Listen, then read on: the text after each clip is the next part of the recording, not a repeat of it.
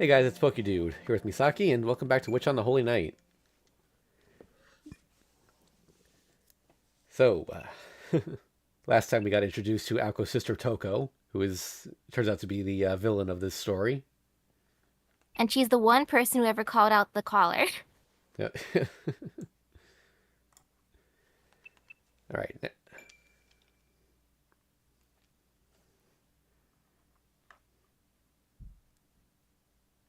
Chapter 10, Howling. This everyday tale started like any other.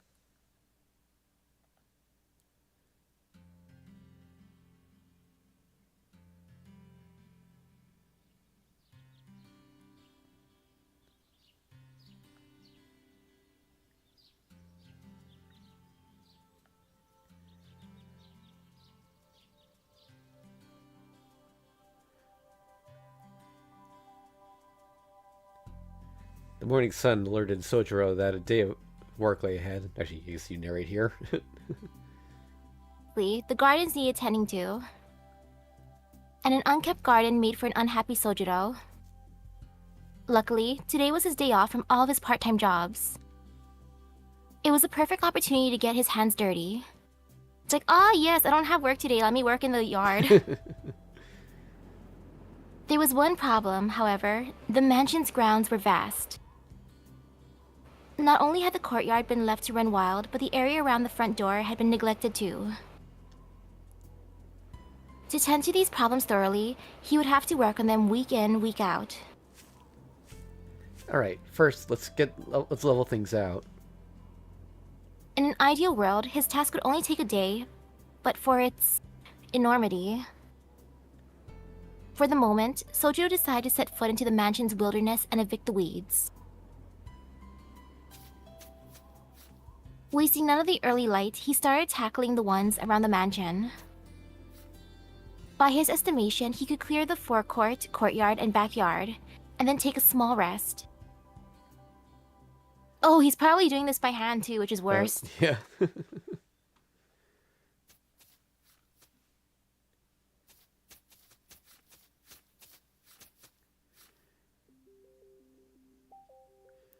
What's gotten into him? Beats me. I doubt he's out there for fun. It was just before noon in the sunroom. Alice had come down, book in hand, to find Aoko sitting down with a fashion magazine and elegantly sipping tea. Through the window, she could see the crouched figure of Sojiro shuffling by. He's been at it all morning. Hunched over since I saw him first thing from my bedroom window. I told him to clean the incinerator too. Any objections? Not really. He always works so hard, even in the cold. Alice quietly sat down. Her teacup had been placed on the table for her. She poured herself some tea and proceeded to open her book.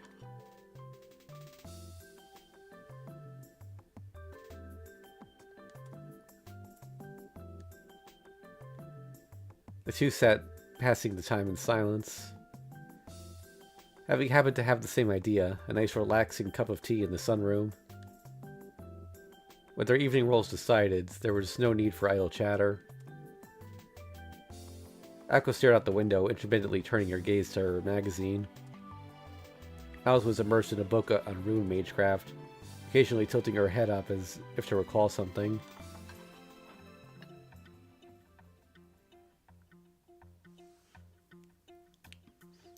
As if by unspoken agreement, in unison, they pressed their teacups to their lips and glanced outside. Hold on. His face. To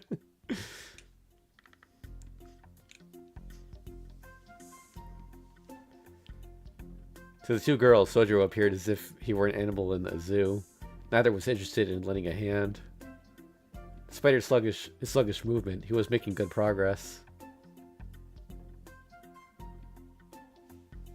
As Aoko's attention turned back to the sunroom, her eyes met Alice's.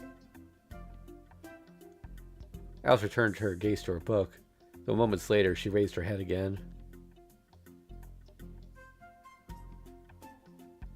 You're so entertained by him.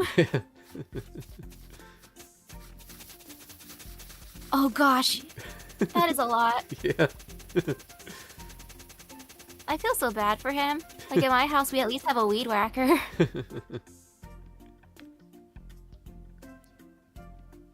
Ahem. Clearing her throat, she attempted to focus on reading. It was no surprise that Alice admired Sojiro's diligence. Not even 30 minutes had passed before he had cleared the courtyard of its unsightly weeds. Without stopping once, the mysterious gardener left the courtyard, puffing clouds of white breath. The area he left behind was spotless. Has he done this before? Alice muttered after scanning over his work. A stalwart, Sojiro worked confidently and ceaselessly. She was impressed, like she was watching a scene from a great movie, but before long she grew irked. Why would he waste his energy like that, she thought. Alice looked at the clock. If he starts now, it'll be evening before he's done with the incinerator. Actually, Hiri took care of it. I watched him do it from upstairs. I didn't want him breaking it, so I gave him some pointers. You know, I yelled at him for so long from my window. My room almost froze over. It was safe to assume Aoko had come to the sunroom to escape her cold room. Between barking orders from a window and cleaning in the cold, it was clear who had the harder job. Did Shizuki have anything to say? Yeah, a lot, but I couldn't really hear him. In other words, his complaints fell on deaf ears. With nothing else to discuss, the two resumed their reading. The ever so tense silence was broken by Sojiro, entering the house after finishing his cleaning. He stared at the two of them, displeased. Warm enough in here, Aozaki? Warmer than outside, unless you're walking the halls. What made you decide to take care of the gardens anyway? Sojiro's subtle jibe had failed to find its target. He had no chance of winning, so he just hung his shoulders in defeat. It's so cold out today, snow's probably gonna fall tomorrow, so I thought I should tidy up while I could. I didn't think I'd have to work on the incinerator, too. He sounded resentful, but his problem was not with the additional work. If anything, he was glad to do it. What he did not care for was how nobody had even bothered to lend a hand. So what? We all need to use it. Hey, seeing as you're in a generous mood, vacuum the upstairs corridor, will you? Oh, and the brace for the beech tree out back is on its last legs. Put that toolbox in your room in the attic to good use. And once you're done with that, come to my room. I have a bunch of things I'd like you to throw into the incinerator. She's so mean! Hence why she made him clean the incinerator. Cruel, but clever. And what are you going to do while I'm doing all that? No plans really. Maybe I'll play a little guitar. Aoko thought hard about how to spend her afternoon. Yet the thought of cleaning did not cross her mind, as had always been the case. No, it was out of spite that she did not think to help clean. It was not out of spite. It was because the word cleaning was not in her vocabulary. Sojiro knew exactly why the mansion was in the state it was in. Still, that did not change the fact that the corridor upstairs was very long, and Aoko was not lying about how cold it was. Inside was not much different than outside. You really have no intention of helping me, do you? I mean, I do enjoy cleaning, but I don't know. Would you ever feel a little bit guilty using your roommate like this? Or do you just not feel guilt at all? As usual, he might have gone too far. Her remark had hit too close to home. Aoko closed her magazine and turned to face him. Infuriated, she glared, her sharp blue eyes piercing into him. Sojiro knew he had not said anything unjust, but he always backed down first. Sojiro, let me explain it one more time. Okay. He replied automatically, straightening his back in response to Aoko's cold, calm tone. Don't be mistaken, we're not letting you stay here out of kindness. We're putting up with you because we have to. Aoko did not mince her words. Sojiro nodded in defeat. So, I'm basically a pet. Exactly, and not a very useful one at that. Aoko responded, already tired of the conversation. While Sojiro had little room to counter, he still tried. Last time I checked, most pets don't have to buy food or pay rent. Did you say something? Nothing. I'm just a dumb mutt barking up the wrong tree. He raised his hand dismissively, knowing he could not win. To Aoko's ears, his attempt at self-deprecation sounded facetious.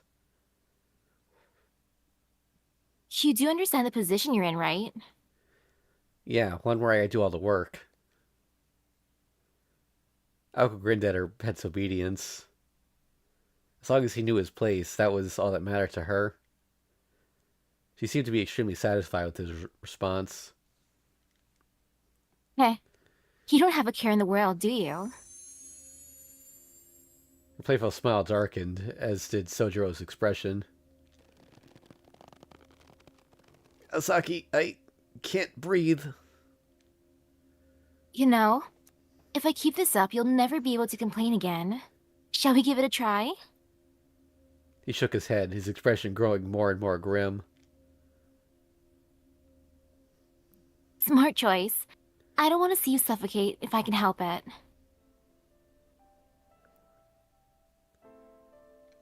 The grating sound subsided. Sojiro gingerly touched his throat. The collar that had suddenly tightened around his neck returned to its normal size. Do you have any idea how painful it is to suffocate? It's excruciating. I told you that's what your collar was for. You're always so naive, so I took the opportunity to give it a test run. Now you know your place.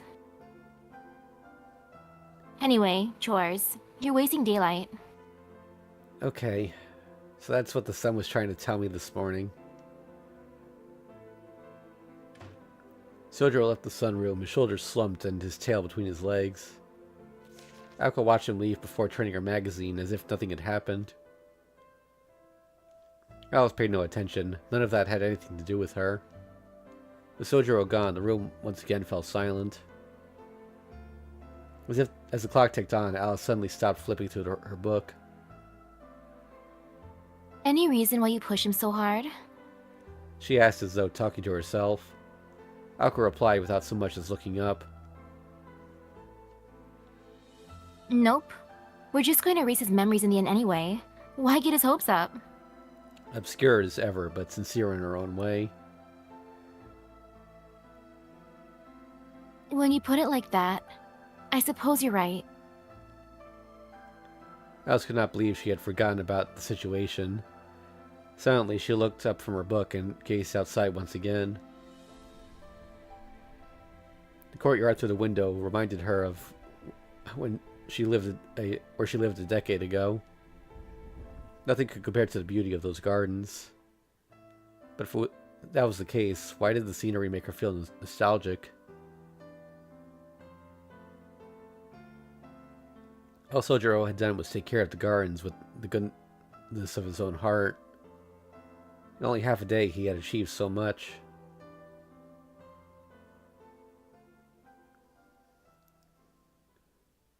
It was Christmas Eve, and the snow had started to fall.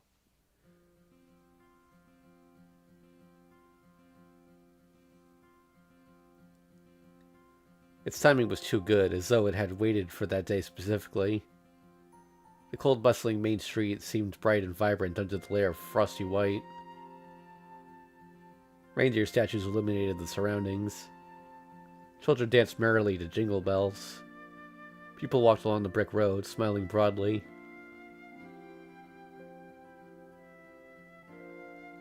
These festivities, however, had not reached the mansion on the hill. Silence enveloped the isolated building. The shadow of the snow-covered woodland grew longer, beckoning in the darkness. People returned to the warmth of their homes, knowing a bitter night lay ahead.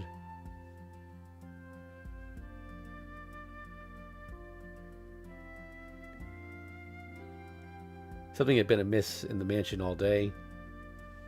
Perhaps it was the calm before the storm. 2 days had passed since Aoko Aozaki had revealed herself. Aoko and Alice spent more and more time locked in their rooms. Mealtimes had grown noticeably quieter. The roles decided they were too busy with their own jobs to worry about each other.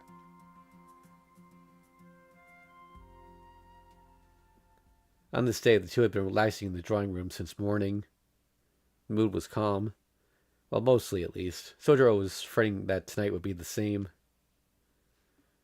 The snow just couldn't wait till tomorrow, could it?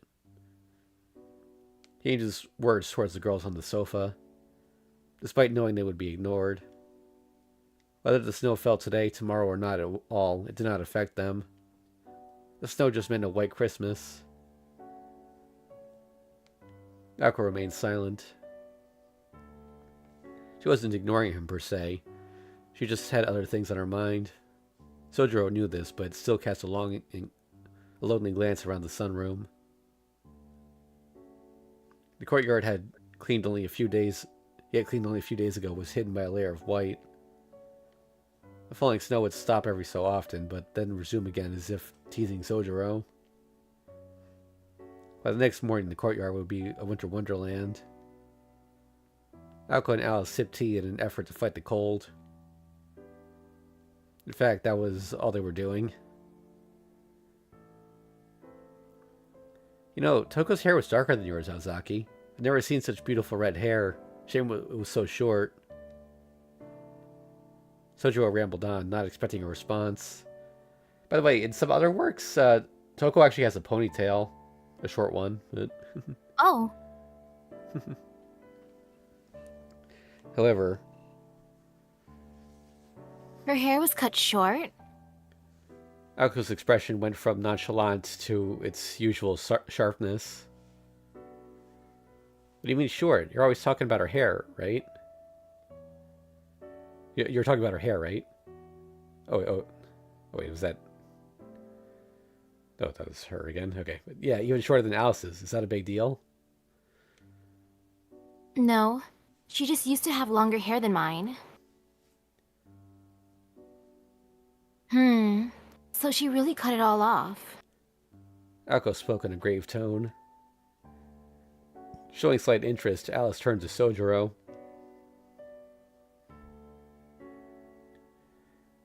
What's so bad about her getting a haircut? Does it affect you in any way, Aozaki? Well, yeah, it does. As we have nothing to do until nightfall, I suppose I'll explain. You're lucky. If you hadn't said anything, we'd have been oblivious when fighting her. Aoko knowingly glanced at Alice, her expression suggesting she was treating her. She also likely seeking approval. Alice remained stoic as ever, her expression showing neither approval nor disapproval. How can I put this? Mages can use their hair as a weapon.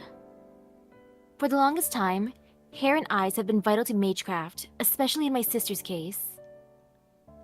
The more colorful the eyes, the better. The longer the hair, the higher the quality.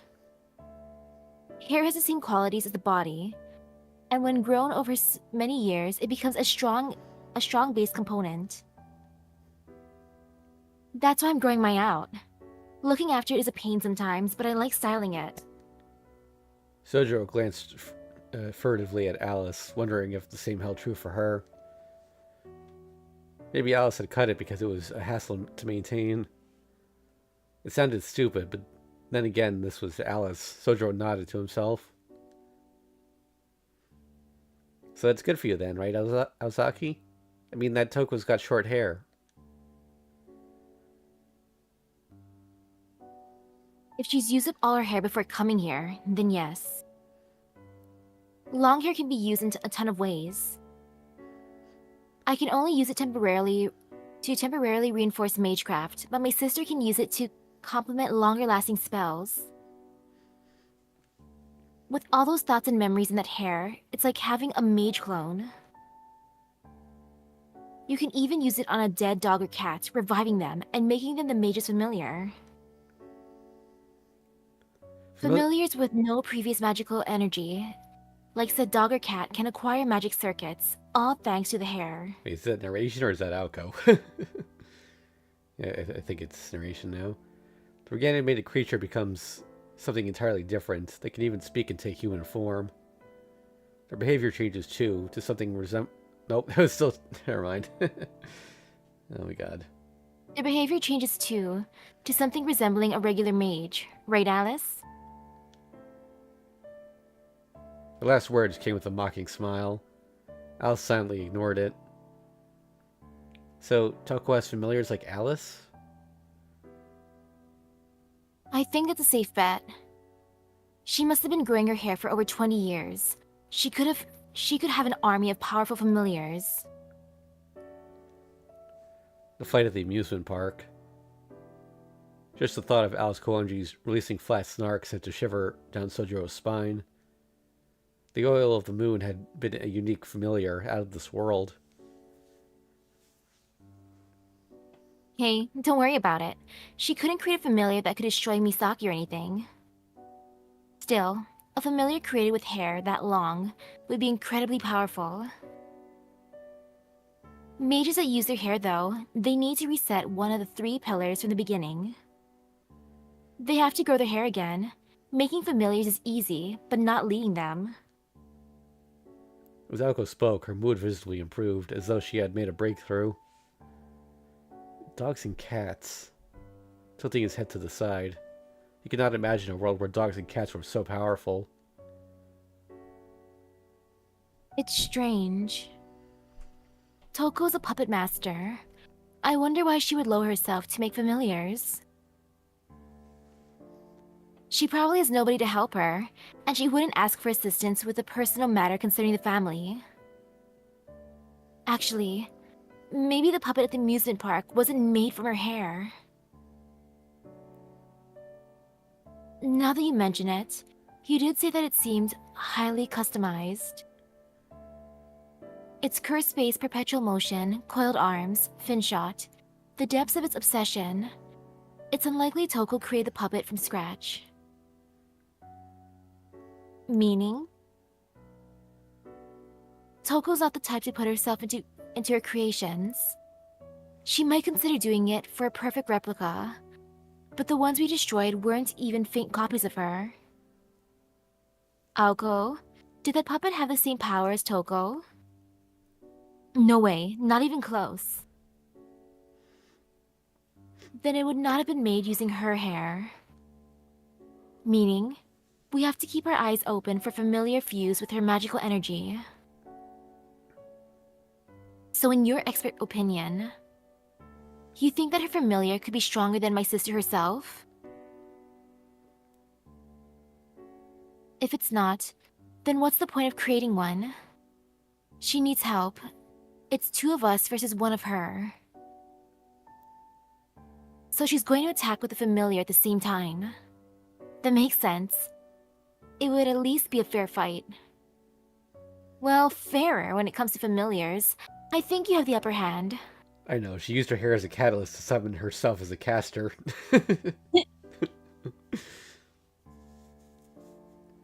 Alice had never been defeated by a familiar. She cited Aoko's overconfidence.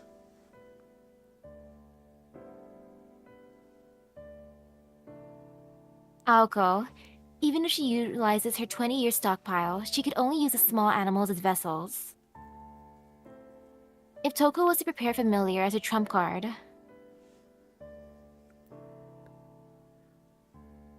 Don't you say it. No sister of mine would stoop that low. Aoko and Alice stared at each other. The conversation had returned to the drawing room, but the subject matter was not for the faint of heart. I suppose, still, nothing hunts down a human better than a human. Toko may not have raised the dead, but she probably has something just as powerful up her sleeve. Yeah, okay. I admit geniuses can get stuck in their own world sometimes. Whatever corpse she throws at me, I'll be ready. Aoko nodded reluctantly at Alice's directness. Needless to say, Sojiro was completely lost. I don't quite follow.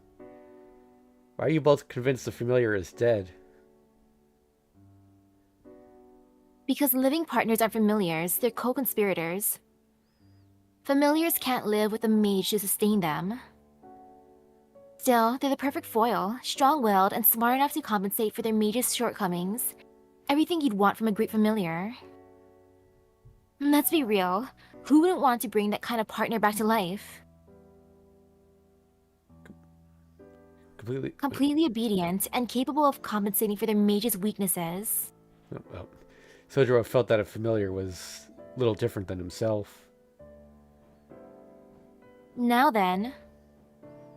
My sister has always been a rune user, so we can somewhat predict her tactics. Her trump card, which we need to be worried about, is probably a familiar. And it's likely she used up all of her automata already. Aoko spoke directly to Alice, looking for confirmation. Alice nodded in agreement. So we stick to the plan. Let's call it a night. I'm gonna make her pay for all that crap she's put us through for the last month. Aoko clenched her teeth and balled her fists. It all seemed like nothing more than sibling rivalry. In fact, that's probably all it was. Looking at Aoko, Sojiro let out a sigh of relief. With what happened with Toko and how they reacted to her visit, the atmosphere had been deathly tense. For now, though, Aoko seemed much calmer. He took comfort in the thought that perhaps the sisters would just bury the hatchet. Even if Aoko and Toko were not sisters, he would not want to see what would happen if they fought. The hands of the clock turned gently. Approaching Judgment Night, a merciless silence would soon come to mock Sojiro's complacency.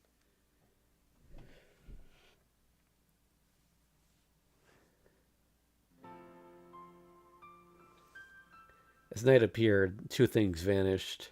The first was the whimsical snowfall. The second was the lights of the mansion on top of the hill. Aoko and Alice were nowhere to be seen inside. Only Sojiro remained. Oh, I guess you're Okay. It was the night of Christmas Eve. Though Aoko and Alice had yet to find Toko, they knew everything would be concluded over the course of this day and the next. Christmas comes but once a year. It was a singular time for endings and new beginnings. In Japan, the modern holiday dated back only about 100 years, and celebrated Christ's birth only in name, with its latter-day trappings. It was neither a pure homage nor corruption of the festival that inspired it. Regardless, there was a significant increase in the land's mana during festivals. Such charged distortions were a boon to a mage's craft, be it creative or destructive.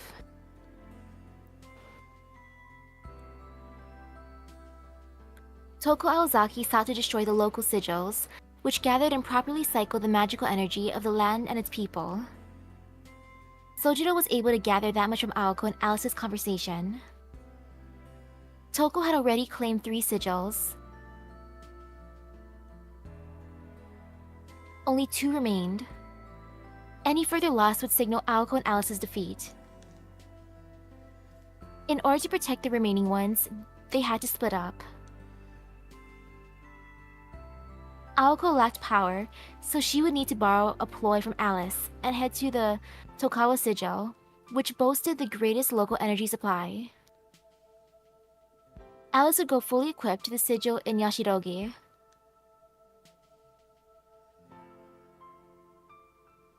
Free from the constraints of civilized society, Magecraft is most powerful at midnight. The young witch and the apprentice mage wished each other luck before leaving the mansion. It was almost 10 at night. After the girls set out, the first 2 hours passed quickly. When Aoko was ready to head off, Sojiro walked with her to the foyer. Neither had spoken a word to each other. She had departed without showing any sign of fear. It was difficult to tell whether she did not want to get involved, or whether she did not see him as a worthy ally in combat. The thought stuck with them.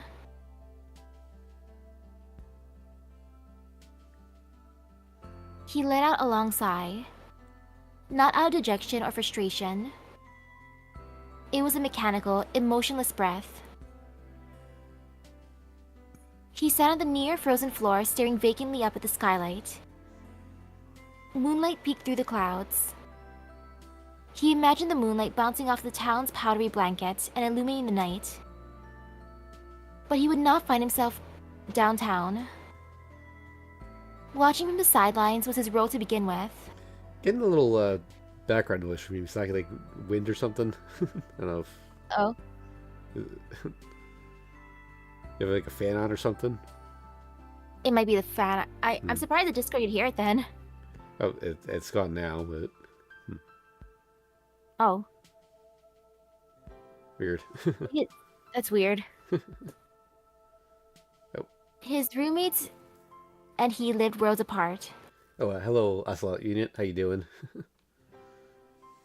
He could not keep up with them, and if he did not show the same kind of will, he would remain on the sidelines. However... Oh. Okay, now it's coming and going. It's the... I get it. I'm not needed anymore. Sojiro looked up at the moon.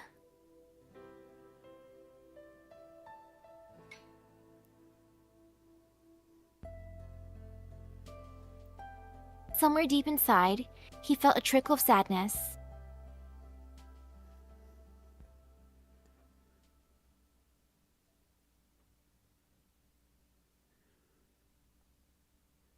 Veiled in white and cloaked in darkness, the past seemed like a forgotten memory. Not a soul was in sight. The night felt far more enigmatic than usual, yet the air was clean enough to drink. Though only a sliver of moonlight peered through the clouds, it lit up the entire world. In those moments, a young girl's footsteps echoed, trampling the still white silence under a midnight sun. A pale moon illuminated the inky blue sky. Only a few streetlights and an incongruous phone booth betrayed sights of civilization. A girl appeared, dressed in black. Against the snowy landscape, the figure of Alice Kuonji was unmistakable. Pure black, deeper than even the night. For her overcoat, gloves, and hat, even her hair and eyes. Nothing stirred for a time. Not Alice, nor the white scenery. The world was still painting a snowy field. Only time moved, gradually darkening the lights in the park, and eventually the nearby homes as well. Yashirogi was a more modern and developed town than Misaki. Though the park was located in the center of town, it had become a blind spot. It had been overlooked by developers and carried no commercial value. A few houses encircled the park, the streetlights turned off at midnight. It was a white night. People, even machines, were fast asleep. It looks like I got here early. Alice whispered, watching the streetlights slowly fade. She thought she heard a dog howling in the distance. Perhaps it was howling at the moon. The howl reached deeper into the night than expected. A wolf, maybe?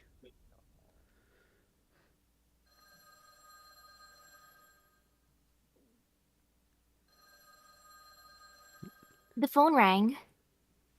It was perhaps the first time it had rung since Sojiro moved into the mansion. Hesitantly, he picked up the receiver and brought it to his ear. He heard nothing. He felt that he had to say something, but could not think what. Maybe something like, "Hello, Kuonji residents." Or maybe... You've reached the Aozaki residence? While he was deep in thought, a voice as light as air came through the receiver. Shizuki? Sojiro could barely hear... Yeah, wait, Sojiro could barely hear the voice, but it was definitely Alice's. Yes? Is that you, Alice? No response. The silence was as profound as the night. But for the sound of the static from the receiver. After a long pause, Alice finally spoke. "Is Aoko there?" No, she hasn't come back yet. "I see." With a click... With a click, the call ended. Sojiro wondered if she had something to say, but could not respond in time.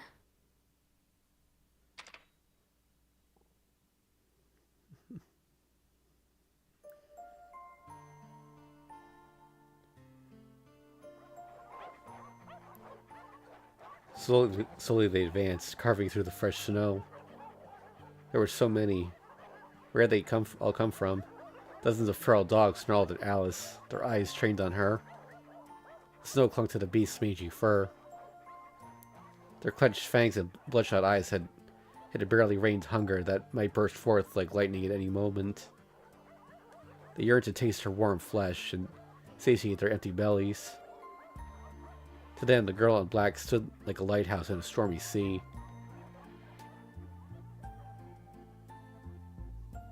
She watched them, disinterested. It appears that the Yashirogi sigil was the key target tonight, but not Tokawa, where Aoko had gone. Alice had always been unflappable, and the child's play before her was hardly about to change that. Her main enemy was not the dogs surrounding her, but the lone mage behind them, Aoko Aozaki.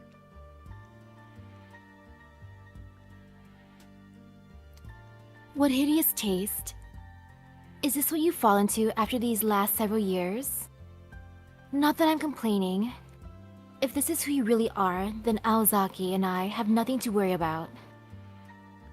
Toko laughed at the acerbic taunt. My, such immovable spirit. Rest assured, Alice, I'm not doing this for fun. Crunching through the fallen snow, Toko slowly came to view. She wore a moss green coat that contrasted sharply with Alice's garb. A silk scarf formed her neck. She stood tall, her hair short, striking a more valiant posture than any young man. After all, the two standing here needed to be less like the shining moon, and more like the darkness surrounding it. The barking abated. Like servants in a royal court, they averted their eyes from their ruler, lest their eyes and hearts be plucked out. "It's been too long, Alice." "It has. You look well, Toko." They stood about 12 feet apart. No love had been lost between them, just two enemies, one who was to be victorious and one who was to fall. "So, how should we do this, Alice? We have so much to catch up on. How have you been? There's so much I've been dying to tell you." "You can spare me 5 minutes to chat, can't you?" "I'm afraid not. If I give you even the slightest quarter, you will steal it all." The following events unfolded quickly. Boldly and without a second thought, Alice pulled out a cat's bell from the seam of her mantle and dropped it. Diddle diddle. The beginning of Alice Kuonji's magecraft, the start of a night of fairy tales. Aoko favored a quick draw approach, like something from a western. However, Alice preferred sleight of hand. She used her target's blind spots against them, ending the game before they knew it had begun. The bell fell like a coin into a fountain.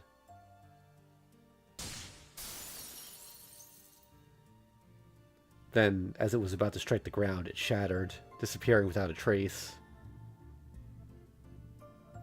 Runes. Correct. I spent the day carving characters into the park. The brick path meant it was easy work, if a little time-consuming. And no one... I'm just imagining her sitting on the floor just scribbling. Yeah. And also no one came by and saw her doing it. It's like, what are you doing, lady? Look at the woods around here. Roughly a 1,200 square foot blank canvas. Impressive, isn't it? Right now, you and I are right on top of 300,000 characters worth of runes.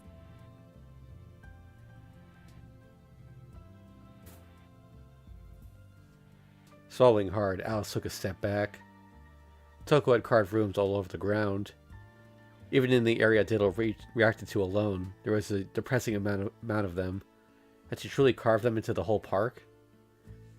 Alice did not react with surprise. She simply narrowed her eyes.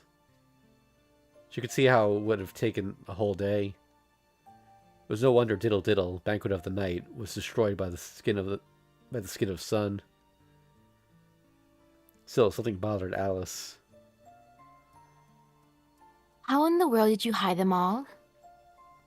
There were just so many. What kind of magecraft could do that?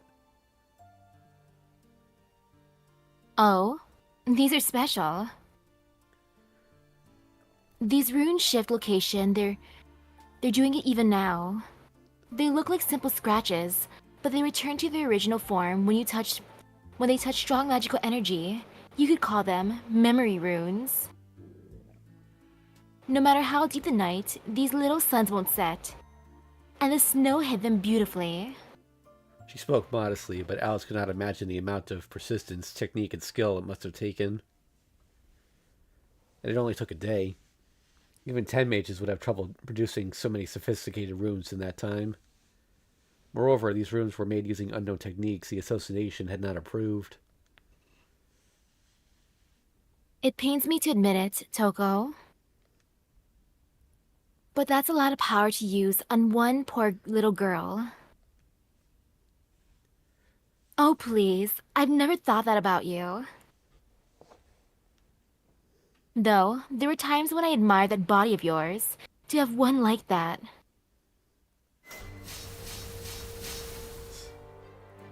It happened in the blink of an eye. Alice cut off Toko's snide remark with a deadly stare. The left eye of the darkly clad girl changed in color to an ominous ruby. The speed of the incantation was phenomenal. Alice's mystic eyes of enthralling snared Toko. She had been the one to quite literally be taken captive by the girl's stare. Toko tried to raise her arm, but couldn't even move a finger. Alice's mystic eyes commanded absolute control, no room for resistance. Only a person's internal organs were allowed the freedom to move. As the organs still functioned, it was more precise to say that her eyes forbid the target from acting. Alice had played her hand with exquisite timing. It wasn't the speed of her eyes that had given her an edge. The deftness with which she wove her spells to exploit the briefest vulnerability was what made Alice a different caliber than other mages like Aoko. This witch, who lived hidden in the modern era, was more seasoned in magical battles than Aoko Aozaki.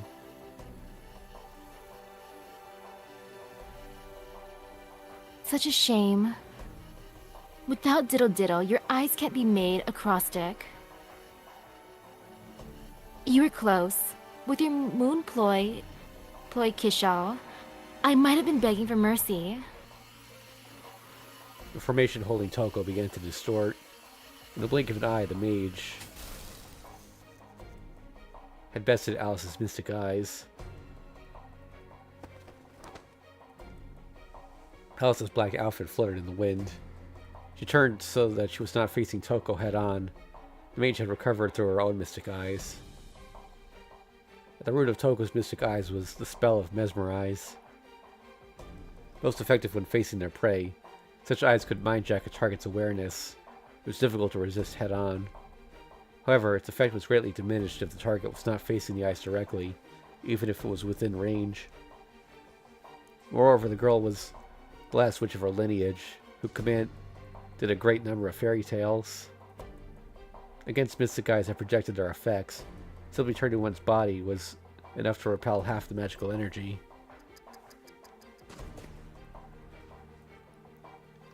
Like Alice's eyes, Toko's could also disable actions. Alice had escaped by the skin of her teeth. The damage she'd suffered from the weight of a twig into a forest. She had just let this she just had to let the energy pass through.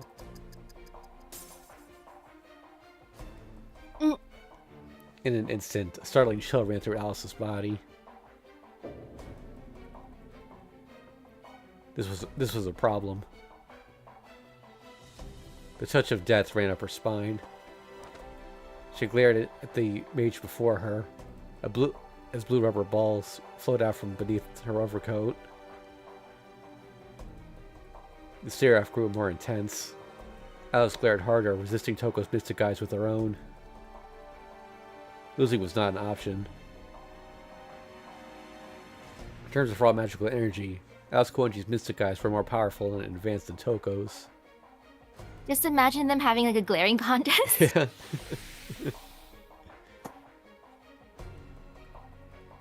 Surely nobody could beat her.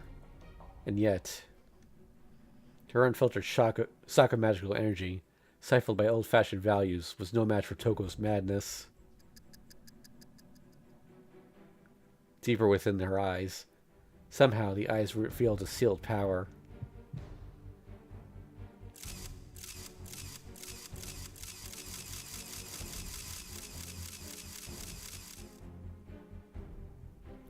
Inside the crystalline lens of the mage's left iris was a bottomless pit, a Klein cube.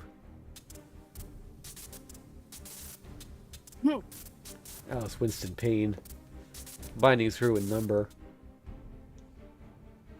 So many mystic eyes, thousands perhaps, all fixed on Alice. Pressure, so much pressure. Endless, and Alice knew it.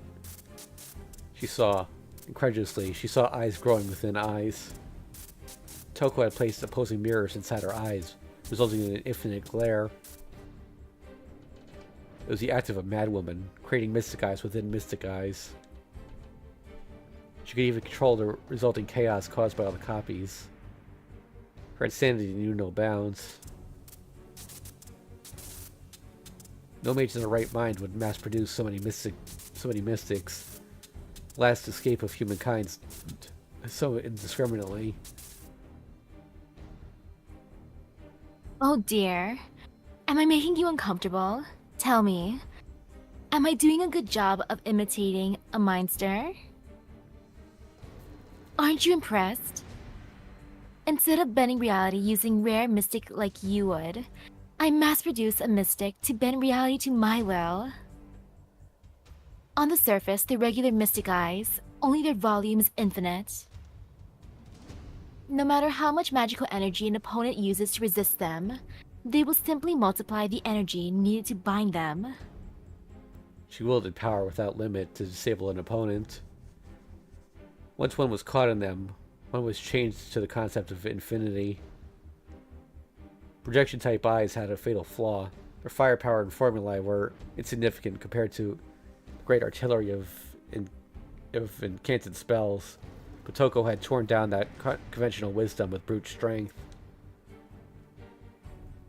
If the gun was a pea shooter, she simply needed to bring more guns. A 9mm bullet could never destroy a fortress, unless one threw a fortress's massive bullets at it. Hello there, Major H. How you doing? You got a question for me? The principle was brutally simple, but in the world of Magecraft, where concepts decided supremacy, Toko had created the perfect weapon. The target would be bound until she closed her eyes. In theory, at least, the effects were infinite. No amount of magical energy could ever overcome it, so it was utterly futile to resist using magical energy. Wow, instead of unlimited blade work, she has unlimited eye works. Of course, one way to counter it would be to stay out of Toko's line of sight to begin with.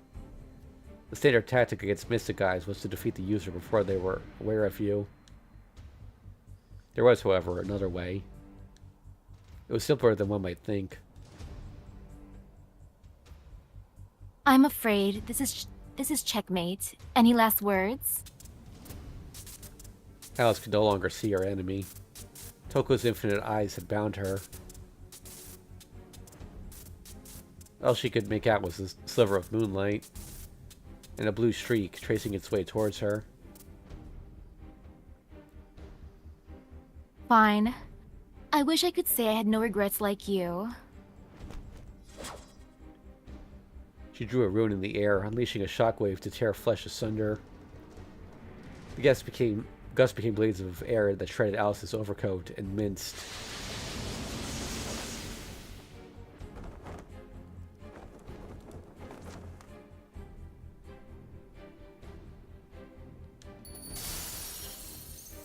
Blue feathers flitted all around.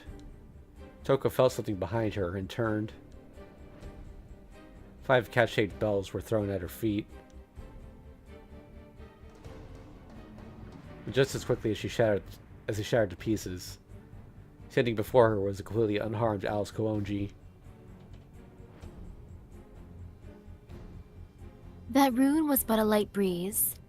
Have you really lost your touch, Toko? Hold on a sec. Someone's got a question for me. Let me read this 1 second.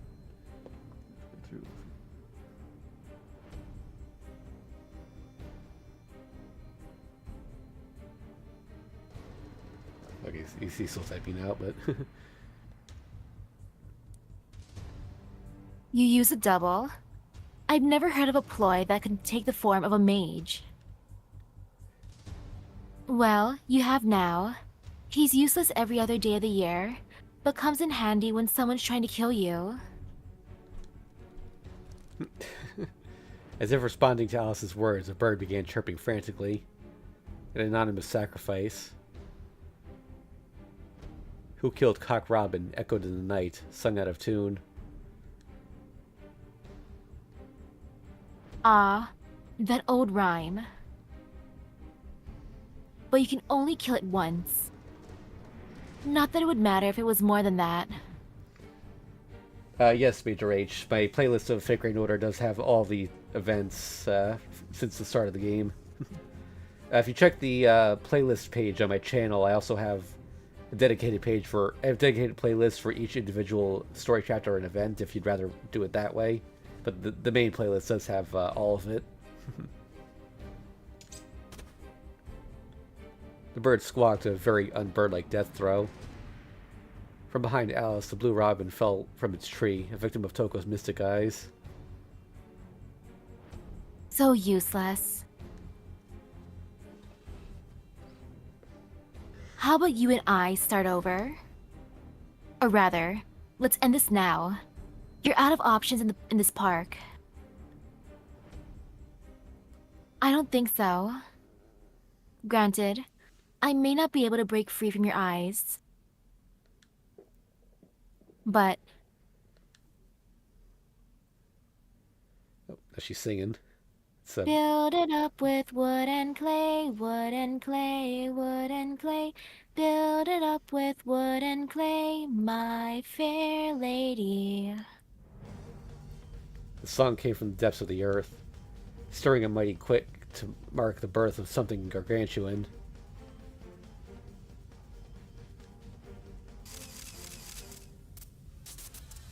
Toko needed to throw Alice into an infinite hell before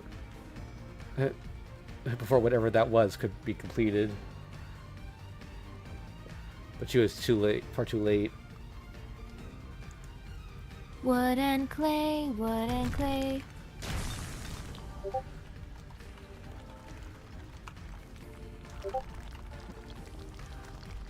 The ground burst to life.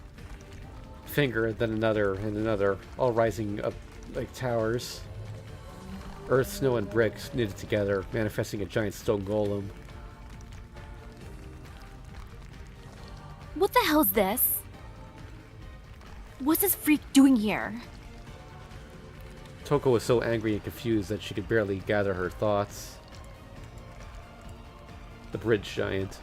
The monster from Meister's fairy tales rose from the ground, ruining Toko's plan. The giant was extremely powerful, but could only be summoned under one condition. It must be in proximity to a natural river. That was the monster's one and only condition. But this park was nowhere near one. And on top of that, it was rising up directly between Toko and Alice, mid-battle.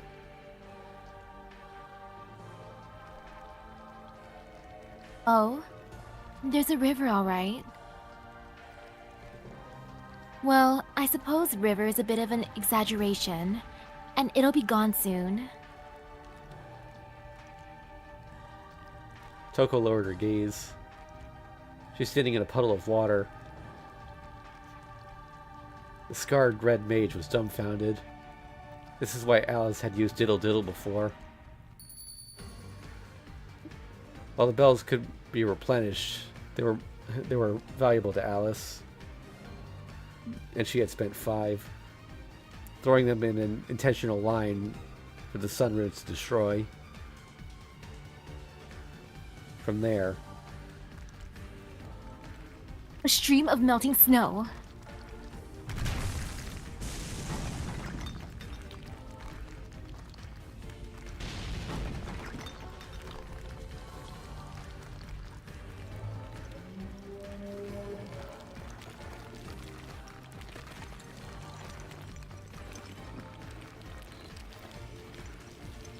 the arms of the Thames troll rose up from the stone paving. The monster's torso alone surpassed 80 feet. Its form was made entirely of stone. Previously, she had created one using the trees of a forest. However, Toko knew instantly the monster before her was at least twice as powerful. Halt.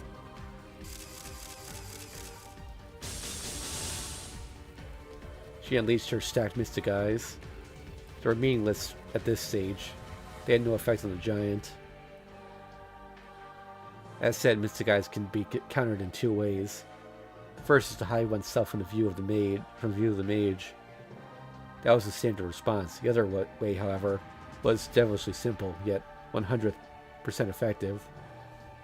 In fact, it's less of a way and more of a fact. Mystic eyes curse the target by focusing on them. However, what if the target was too large to focus on entirely?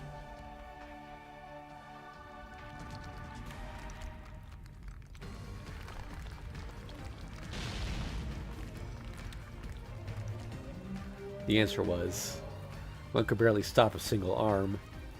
The giant, unfazed, raised its right arm and swung it down into the ground, destroying thousands of runes.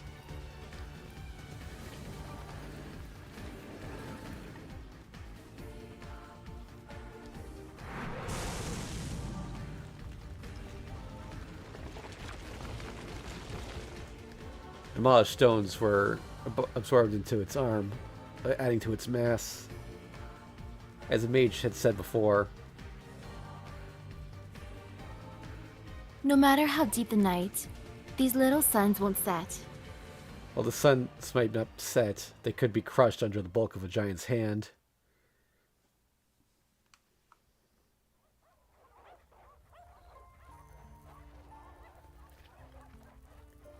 The victor of the battle was decided. Aoko Aozaki closed her eyes and prepared to escape. The stray dogs began to whine, fearful of the hulking figure before them. You win this one, Alice. Looks like I'm no match for the Mindster after all. Let's pick this up another time, shall we? Do you really think you can escape, Toko? Oh, please, Alice. Give me some credit. I should mention, I don't think I'm the one who needs to escape. There's no hint of bravado in Toko's tone. Even in the face of a Titan she had no means of harming, her confidence was unshakable. The reason being,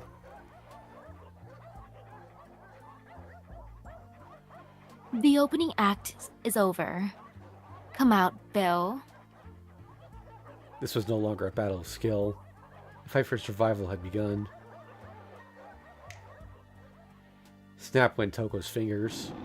In response, a beautiful, high-pitched melody floated up towards the moon. It echoed all around them. The spiral howl dredged up ancient primal memories. Its source emerged from the shadows and landed next to the mage.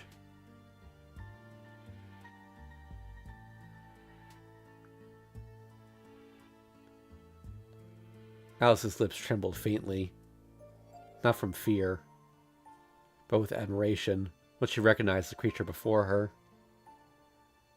It was a majestic golden beast, beyond the domain of both magical and phantasmal, simply divine. It was a life that should have passed from this world with the age of gods, a mystic derived from human wisdom, preserved by thousands of generations of hidden tradition. A recreation of a miracle that once freely walked the earth, a natural enemy of magecraft, able to crush it with ease. Quiet resignation settled over Alice's face. The golden beast charged. This time, she didn't even have a chance to admit defeat.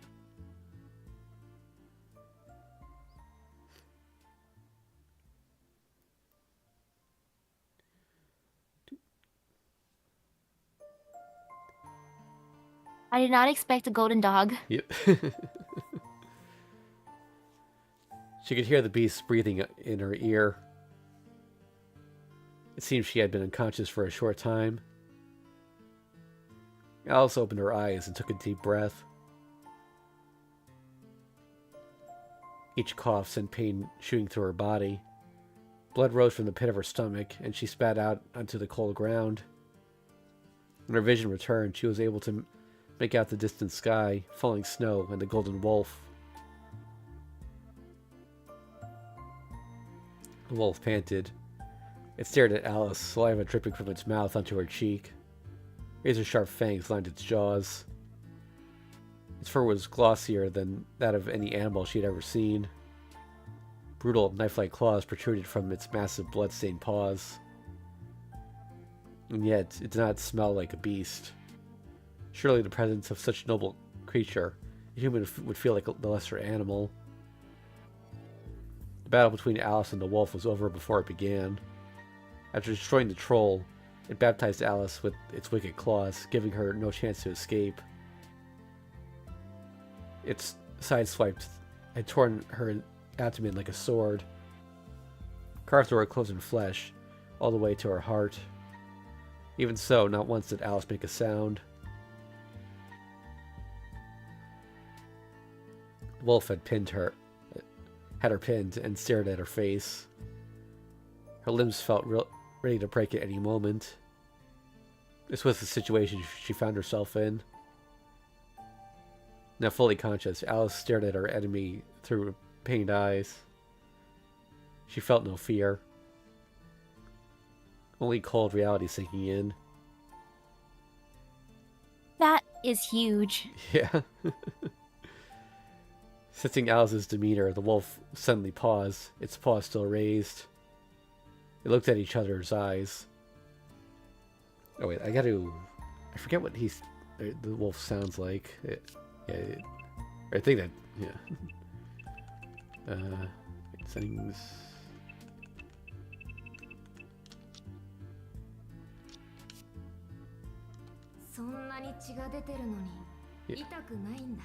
Yeah, it sounds. Oh, the wolf's lady? No, it's a boy, but it sounds like a child. Even so, I think you should voice him. Okay. You're bleeding. Does it hurt? The wolf's voice came as a surprise, but there was no doubt it had spoken. Or are you just fine with pain? The wolf's voice sounded innocent, almost childlike. In complete contrast to what had happened up to that point, the wolf smiled. Either way, you've got guts, lady. The wolf opened its mouth wide and clamped its jaws around Alice's neck. Bale. Toko's tone was sharper than the wolf's fangs. The wolf froze. Miss Toko. He let go and slowly turned its head towards the voice. Didn't I tell you not to finish her off? Are you trying to make extra work for me, you mutt? Shh. But that's the best part. Well, this was a washout. And that trill went down like everything else. Talk about a disappointment. The wolf backed away from Alice, as if no longer interested in his prey. To the golden beast, she was like little more than an old chew toy. Conscious again, even with all that blood loss and broken bones? You're tough. Do I have the monster training to thank? Barely clinging to life, Alice stared at Toko. But not a stare of hatred and defeat, but one of disbelief. Alice simply wondered why Toko had brought such a beast. Pardon me. I should have introduced you. This is the last known werewolf on Earth. A pureblood born to an indigenous tribe in the northern European tundra. As you can see, he's a golden mystic, and it doesn't do him justice to say that he merely resembles his ancestors. He didn't have a name, so I called him Beowulf. Pretty apt, right? Beowulf? Alice's face was perplexed, even though she hadn't wavered when she was disemboweled. Beowulf, the name of the heroic giant slayer from Danish legend. It came from Old English, a combination of honeybee and wild beast. A bear, in other words. Kind of an incongruous name. What do you mean? It's cute. Perhaps because of the name or because of the golden beast itself. Fighting the pain, Alice struggled to read Toko. In this respect, she was worse than Aoko.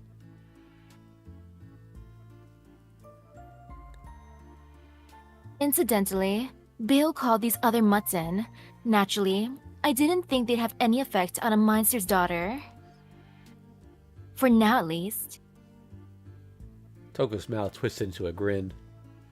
Not the worm one Sojiro saw, but the merciless smile of victor displays to a loser. The disdain in Alice's eyes turned to anger. The gold mystic. How could Toko have brought such a creature into the human world? Come now, it's just supply and demand. Depopulation is not just a human problem.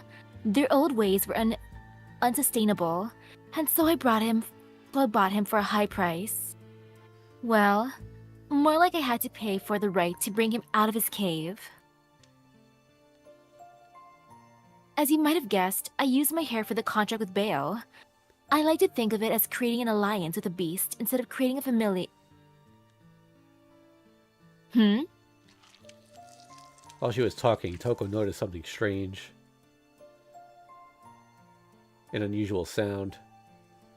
A preternatural sound that tore at the mind. A sound that could not have existed, should not have existed. And it was coming from the girl's open abdomen. Regenerating already? No, wait.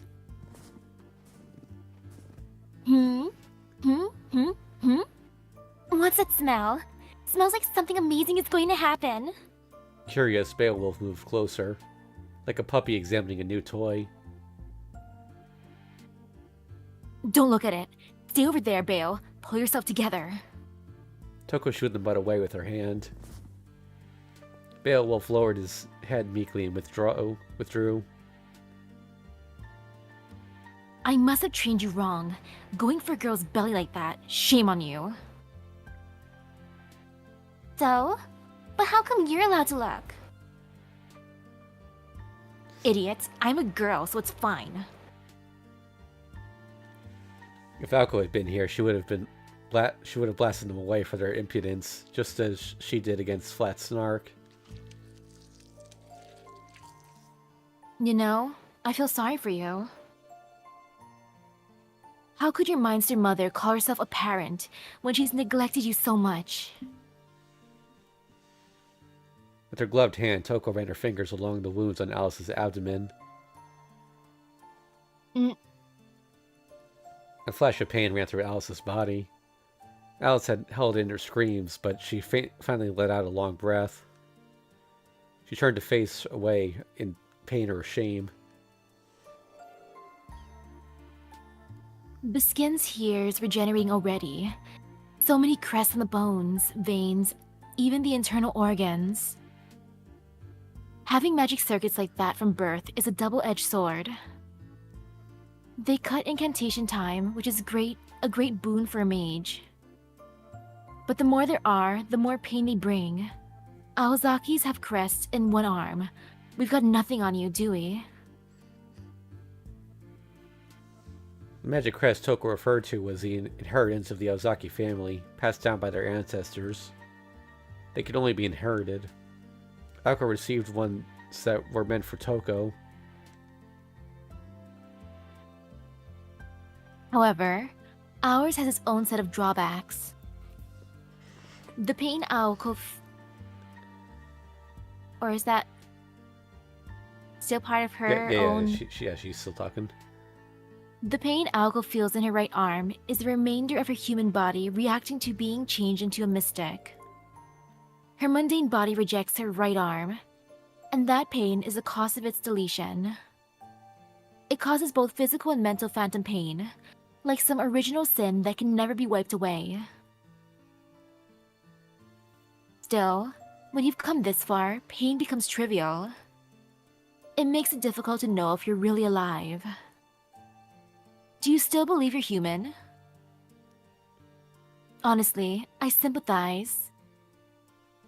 We both had a hard time with such extraordinary teachers, haven't we, Alice? Toko took Alice's body in her arms. The wounds from Beowulf had mostly healed. Even so, her breathing was shallow, likely due to the pain. Toko gently held the girl's face in her hand. I am indebted to your mindster mother, and my true opponent has only ever been Aoko. Oh.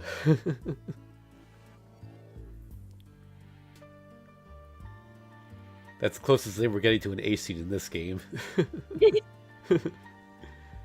Alice's lungs pined for oxygen. Toko pressed her lips to hers. The young girl wriggled, trying to escape, but Toko held her firmly. Beneath the blue moon, the two remained frozen. Then the sound of swallowing.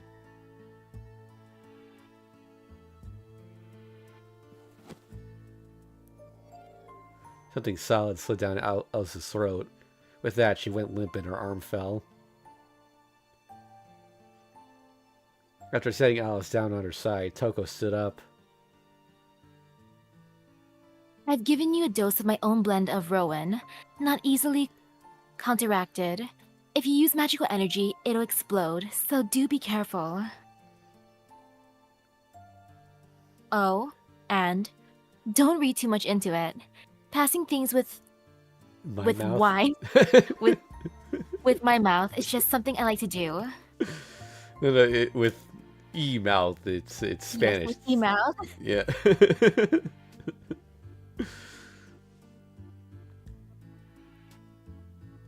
As she desperately clung to consciousness, Alice took up Toko from the ground, looked up at Toko from the ground.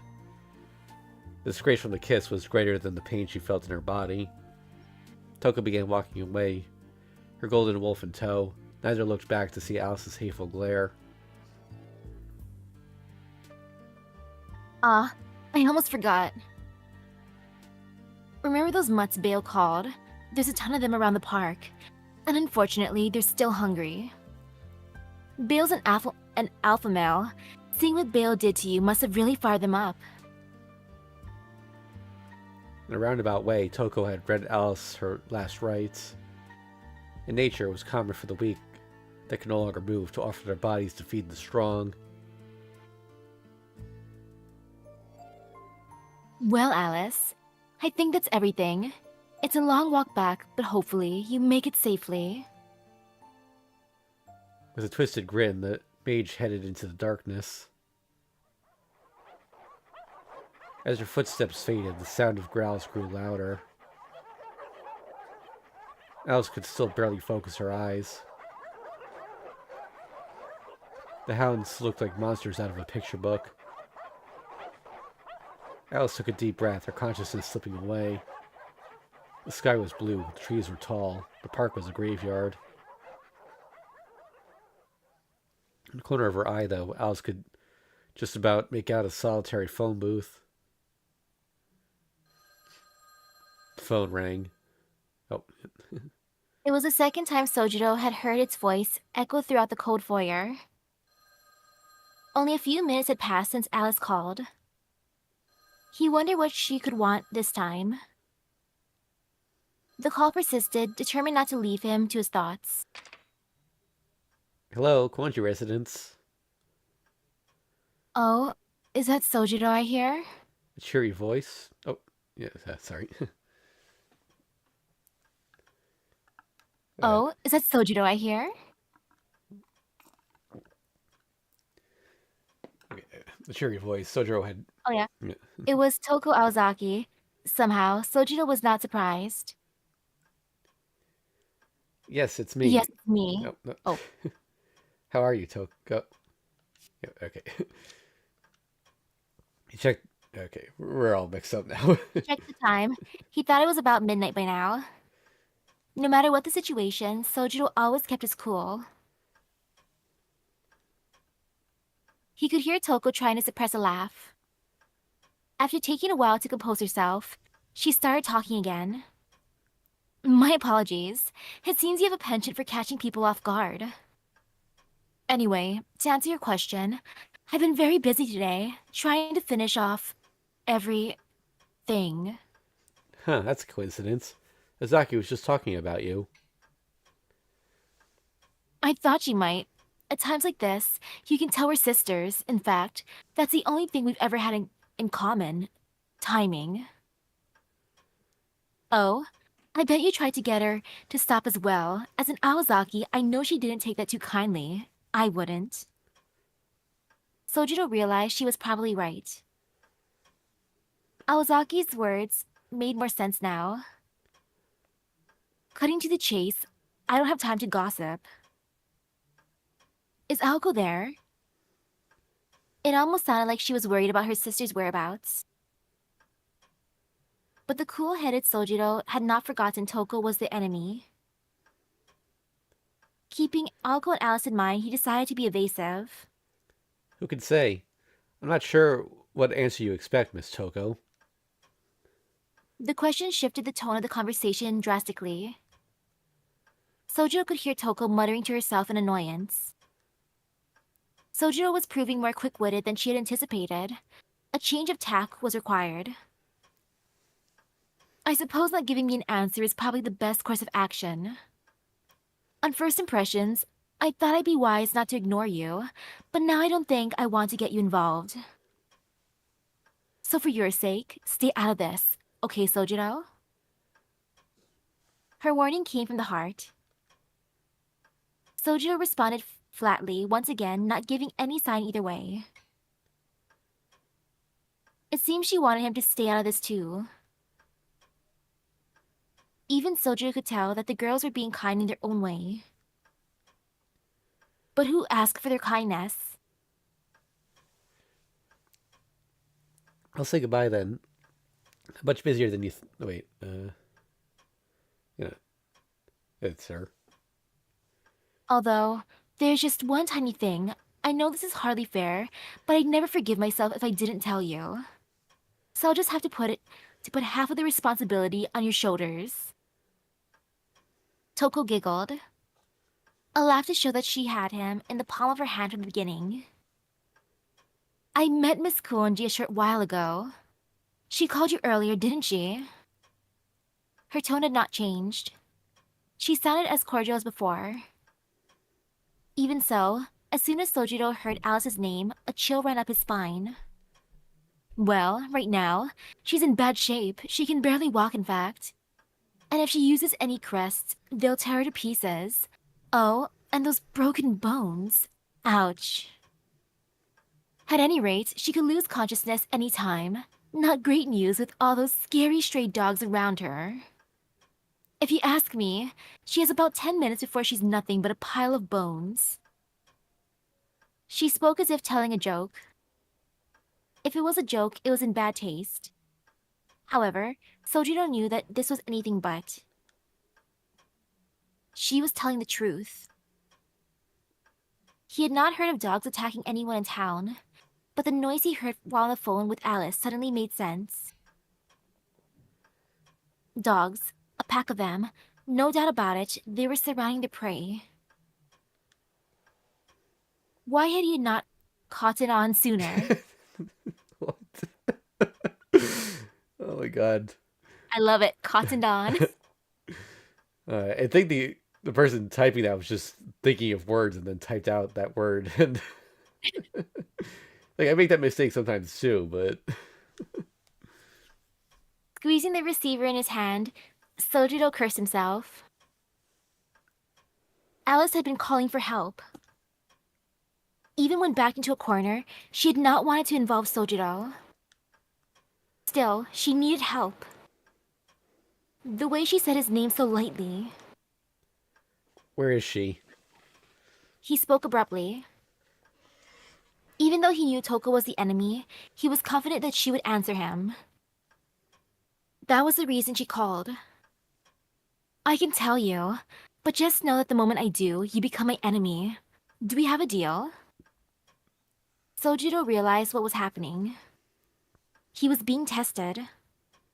By ignoring Alice, he would be confirming that he did not want to get involved. But if he decided to save her... Tell me, where is she? Sojiro ignored Toko's question. Of course, he was not prepared to become her enemy, but he was even less prepared to let Alice die. He had lost his ability to think sensibly. Not that he was particularly good about that to begin with. Still, he would not waste any time in deliberation. He would simply go with his instincts. It was one of the few times that he felt pride since coming down from the mountains. Okay, I'm a little disappointed. I didn't want to have to kill you. Then again, I thought it might end up this way. She's at Yashirogi Nature Park. Check the map under the phone. I bookmarked the page last time I was there. I'll say it again. You'll be lucky if you have 10 minutes. It'll be a miracle if she lasts a minute longer. As he listened, Sojiro's expression turned to one of irritation. Misaki and Yashirogi were one station apart. How long would it take to get to the station from the mansion? Usually just under 12 minutes. By the time he got off the train at Yashirogi, nearly 30 minutes would have passed. It looks close on the map, but transport links around here are terrible. You might be able to catch the last train, but you should cut your losses. Either way, you're my enemy now. Just don't regret your choice. The line went dead. Sojiro, not Toko, had hung up the phone. He memorized the map and then made for the door. With no time to grab his coat, he ran out into the snowy winter night with the clothes he had on. All that remained in the hall was a discarded map. It showed Misaki City. It was about 10 miles from the mansion to the nature park. 5 if you went in a straight line, but the streets were not that forgiving. 4 inches on the map, but so much farther in reality. For the first time, Sojiro cursed the town.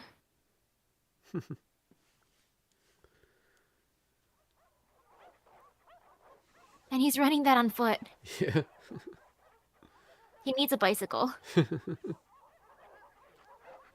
Alice's injuries were not limited to her abdomen. The wolf had punched a hole straight through her back, crushing her lower vertebrae and leaving both of her legs paralyzed. Though her magic crests were repairing the damage, it would likely take another hour before recovery. At the very least, her hard and slender arms still worked. Although after crawling along the ground to the phone booth, those too were failing her. As the crest healed her wounds, a searing heat ran through her body that threatened to overwhelm her. It was as if her body was no longer her own, like she was transforming into another creature. The poison throbbing through her open wounds hurt emotionally more than physically. She was used to pain, but she could not accept this disquieting feeling. Not that she had any intention to. The moment she did, it would be her last. Alice wrestled with the discomfort from her abdomen and her magic crests. And with her consciousness holding on by a thread, she took the phone in her hand.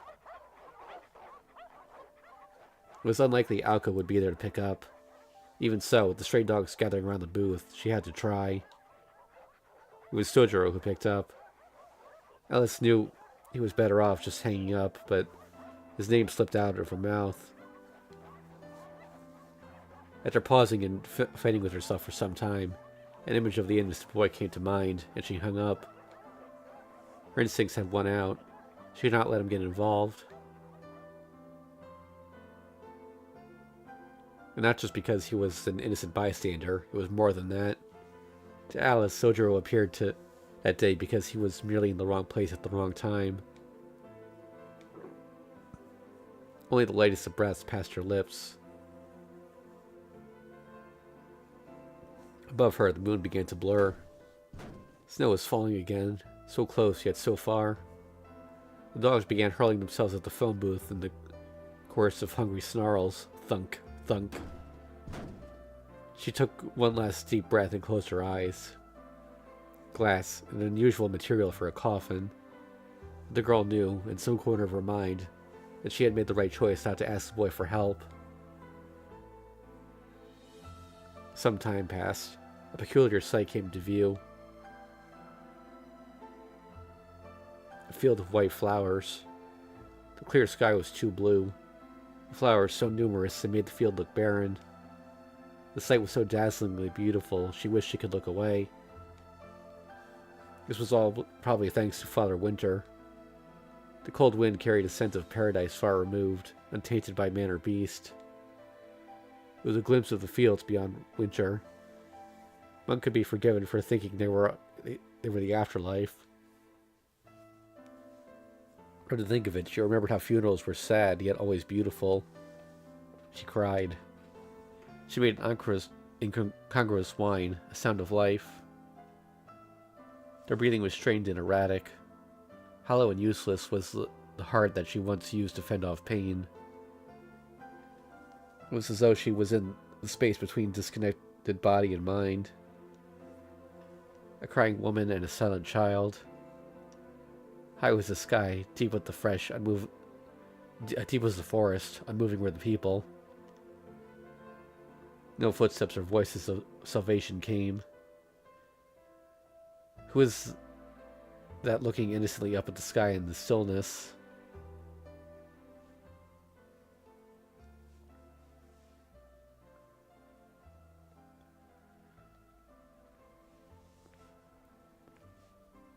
When she came to, Alice was going up a familiar hill. The cold night air had all but frozen her hands or feet. She shook, as you would expect from someone whose abdomen had been torn apart. Shizuki? She could barely comprehend she was being carried slowly up Shirui Nuzuka. Sojiro had Alice on his back and was silently ascending the slope. His calm eyes seemed to be suffering from the bitter cold. He did not seem to be dressed for the time of year. Not even a coat. His exposed neck and hands were ice cold. What are you doing here? Alice asked, still slumped over his frame. She tried to move, but to no avail. The last thing she wanted was to rest her entire weight on someone else. Toko called me. She said you were in trouble. You're more stubborn than Aozaki, you know. Why didn't you ask me for help? Not that I could be... Not that I could be much help, but still. Sojiro spoke with a scolding tone. His eyes kept firmly ahead. His words were just directed at himself rather than the girl on his back.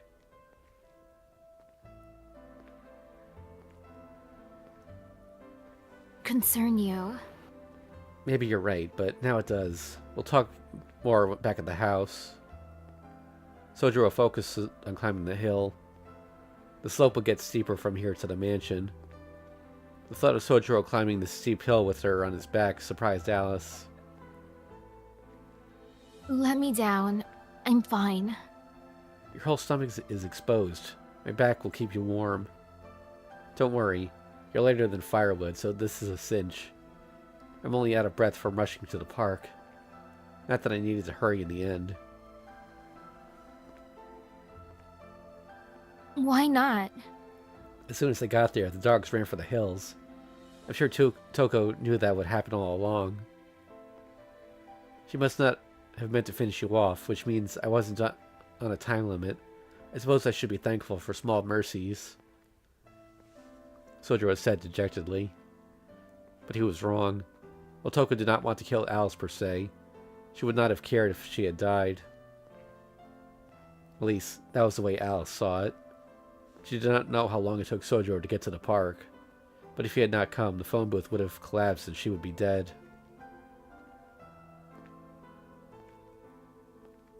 Alice did her best to suppress her thoughts and feelings.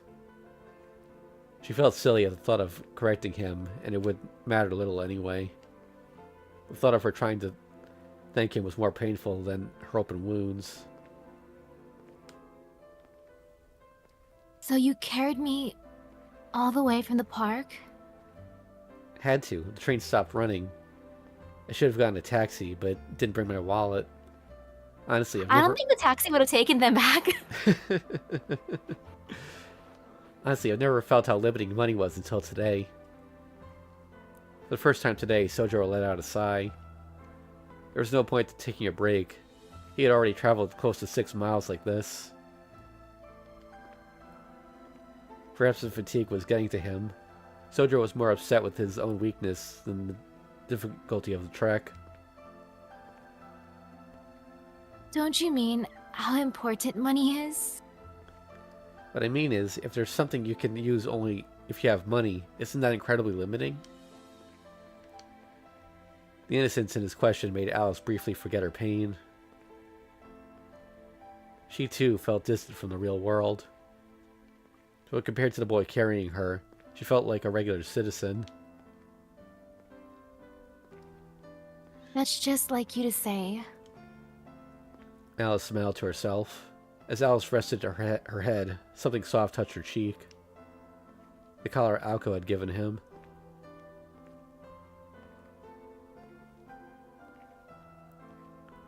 Once we get back, you should change and clean up. When you're ready, we can talk in the drawing room. Toko sees me as her enemy now, too. With these words hanging in the air, they reached the top of the hill. The gate of the woods stood before them. Beyond it, illuminated by the pale moonlight, stood the mansion. Looking up at it, the girl felt a little disappointed. A natural reaction, yet she could not place where her sadness was coming from.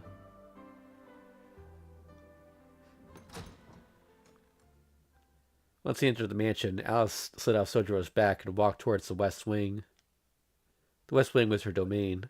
However, after only a few steps, she collapsed to the floor. Alice! Sojiro rushed over to her, but she raised her hand. Her gesture told him he was not to come closer.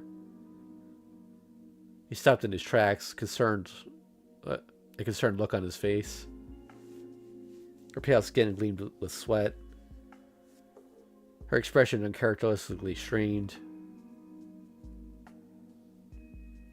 I'm fine. I can make it to my room on my own. Stay here. I'm going to mend my clothes. I'll be back shortly, and then... The pained look in Alice's eyes told Sojiro they would talk later. He knew he could not stop her. Sojiro reminded himself that she was the one in pain, not him. Alright then, tell me everything when you come back. Alice took a deep breath before slowly disappearing down the corridor.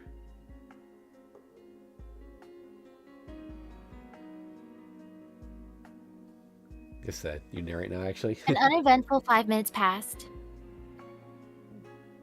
Alice returned wearing a fresh set of black clothes, but her complexion remained pallid.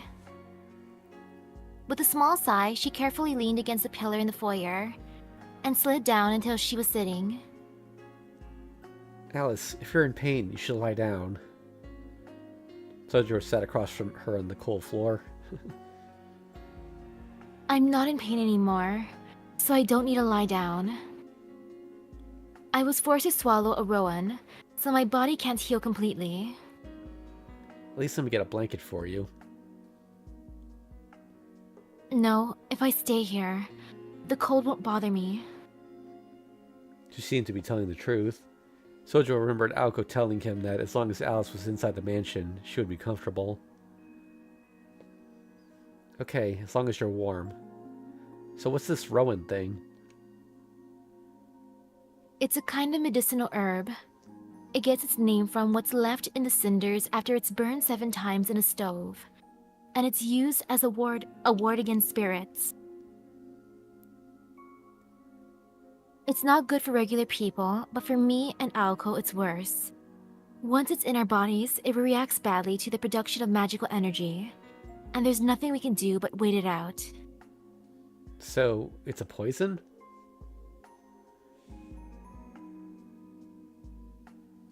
No. Like I said, it was originally used in medicine. I'm using magical energy to heal right now, so I'm having to fight it. But once I'm fully healed, I'll be fine. As long as I don't use magecraft. Basically, I won't be of any use until I fully digest it. Alice paused. She decided not to say how many days that would take. Anyway, it's nothing you need to worry about. I can manage the pain. It's just a result of my circulation. She worked hard to keep her tone calm. Aoko had barely blinked when she was struck in the back. So May just must have an unusually high pain threshold. Sojiro was surprised and bewildered by what she said. If wounds didn't count as long as the pain wasn't too bad, then nothing would hurt except an injury that killed you. Fine, let's talk tomorrow. For now, I want you to rest. I won't be any better then. It doesn't matter. You need to take better care of yourself. He stood up. I'll take you to your room. Or how about the drawing room? I've never been to the West Wing, so I don't know where your room is. I'm fine here. I need to be here when Aoko comes back. Alice looked up at the skylight. The moonlight illuminated her pained face. The foyer looked like it belonged to a rundown castle. Only the moon and Alice seemed more vivid than reality. Where did your strength come from? Sojiro stared at her. Without understanding the significance of Alice's gaze, he turned his gaze to the night sky, powerless as it was.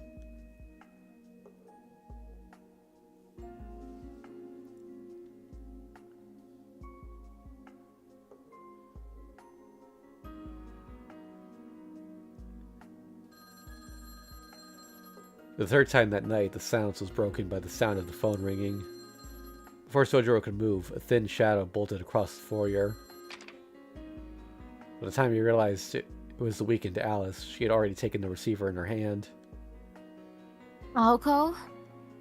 It was the first time Sojiro had heard Alice sound concerned. Her tone was infinitely graver than when she was enduring her own pain. Alice's question received only a short response from her voice. Voice on the other end. It's a voice more frail than Alice's, like a flickering flame about to turn to smoke. Sorry. They got me. The phone was far from Sojiro's ears, but the words he picked up were very unlike her. Despite saying so little, no, because she said so little, the weight of Aoko's defeat struck Sojiro hard. Alice silently set the receiver down. Only moments before, her body had been fighting the pain. Now it felt stronger than ever. It was like a scarecrow transforming into a beautiful stone statue. Seeing this, Sojiro finally understood. Alice's expression when she looked up at the moon had come from her trying to accept an immutable reality.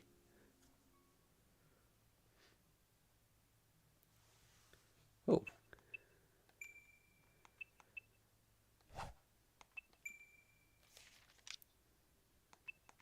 Let's check the archive real quick.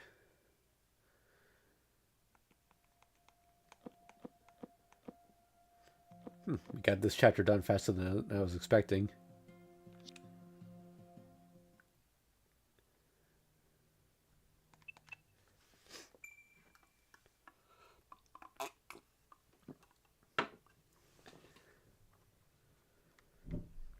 Chapter 11, Witch on the Holy Night, Part 1. Aoko had not hung up, but the line remained silent.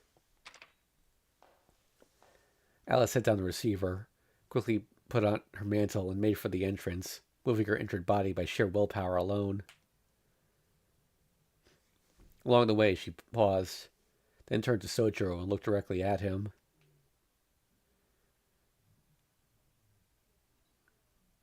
Aoko's in trouble, isn't she? Alice hesitated for a moment, before pushing aside her anxiety and grabbing his hand. Shizuki, come with me. Wait, where are we going? To Ida Church. We need to ask Father Airi for help. Ida Church? That's next to the hospital, isn't it? Good, you know it. That'll save me time explaining.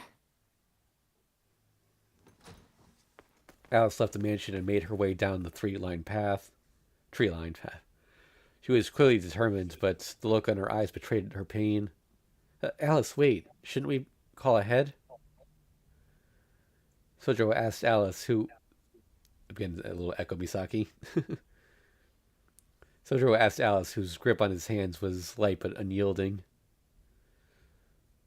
The church already knows. And if you're talking about the hospital, no need. It's quicker for us to go and help than call for it. They can't fly. Alice had thought of everything. She turned to the mansion and lightly snapped her fingers. In response, a window opened and countless starlings took flight. That's Alice. Group 1, search for the enemy. Group 2 and 3, proceed to the scene and administer first aid. Haste is paramount. If Aoko is still alive, do not let her heart stop. Alice commanded the birds firmly.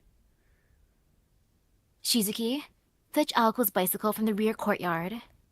Oh, I do have a bicycle. Sojiro let slip his discomfort at the thought of that thing. The custom-made red bicycle.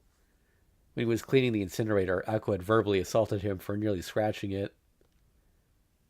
Okay, but what's the plan? You're much safer at the church than here, and I need to hurry. Think you can ride with me on the back? He had seen others ride tandem and was confident he could do it. Only it was the bicycle that concerned him. Its frame was so light, Sojiro was unsure it could support both their weights. Let me get this straight. You want me to piggyback you? If it's too much, then I don't need your help. Alice turned away as if to snub him, then began walking. Unfortunately for Sojiro, he was now on her bad side. Hey, by the way, about the birds. Do you remember in an earlier chapter, Sojiro heard birds in the mansion, and then they never explains it Yup. further?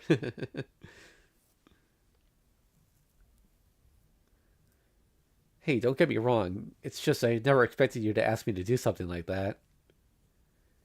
Ignoring his pleas, she continued briskly towards the woods. There was no way she was going to ride the bike now. Sensing her stubborn streak, he desperately called out to her. I take it back. I'm sorry. I'll go get it right away. You can take your anger out of me later. Alice stopped. As soon as he saw her stop, he hurried to the rear courtyard, grabbed the key from where it was hanging, and used it to unlock Aqua's bicycle. By the time Sojiro brought it back to the front of the mansion, Alice was continuing toward the forest. I think I finally have you figured out, Alice. Muttering to himself, he straddled the bike. He rested his foot on a pedal. It felt light but sturdy. Confident the bike could support his weight and Alice's, he began pedaling. Alice. She turned as he called out to her, before shooting him a piercing glare. Come on, hop on the back. No cushion, though, so it won't be a comfy ride. Let me know if it's too much. I'll be fine. Worry about yourself. He had hit the nail on the head. Alice definitely held a grudge over the smallest things. If that's the issue, then there is no... Oh, wait. There is no issue. I'm happy to give you a ride. We're going to Ida Church, right? Unabashed and undaunted, he plowed on. His tone seemed to ease Alice's mood. She nodded calmly and took a seat on the luggage rack above the rear tire.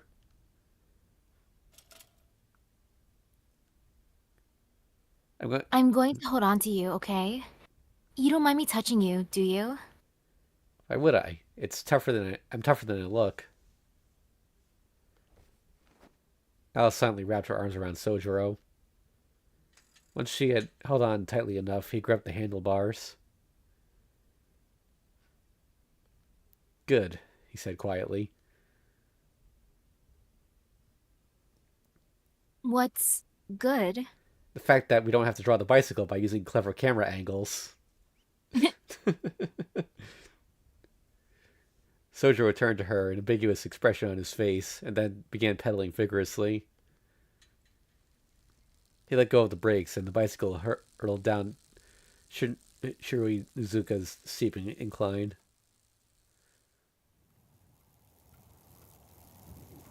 Surprised by the sudden speed, Alice gasped and clutched Sojiro tighter.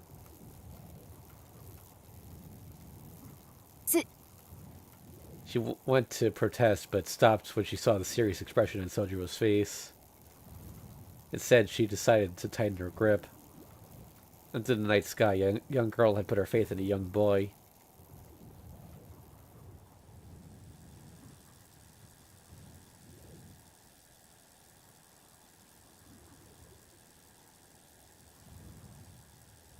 Faster than a roller coaster, the bicycle hurtled towards Misaki Town Station. Around the station, there was no sight of cars or people. While the town slept under the snowy blanket, two people were racing like the wind. The boy spoke. Phew, riding tandem was way easier than I thought. But he was alone in his relief. It was their first bicycle ride together, and they spent it speeding down an empty highway. The boy's words were lost to the howling wind, fortunately.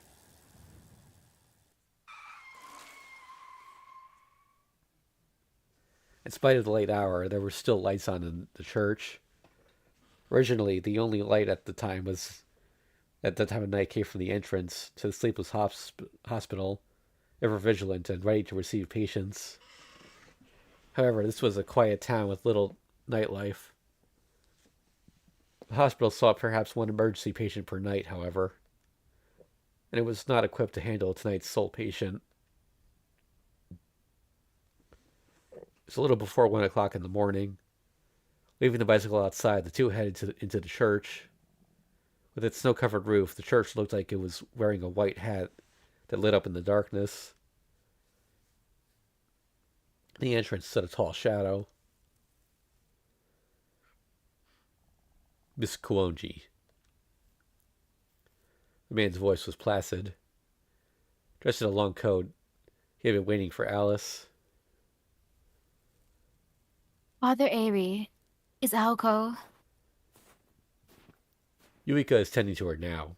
By the time I got to the scene, there were others already. I'd like to notify her family. Aoko wouldn't want that.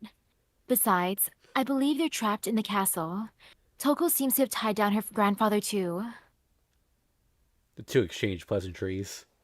Sojiro did not move from the foot of the stairs. Oh, and who is this? Though the father seemed calm, his words had an edge to them. As if to protect Sojiro from his gaze, Alice stepped between them. This is Aoko's familiar, though their contract hasn't been fulfilled yet. Familiar? Alice...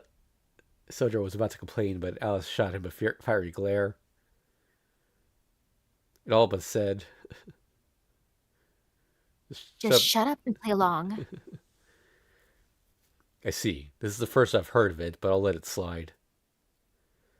I mean, you're both in conflict with an outside mage, after all. That should take priority. Alice nodded in thanks.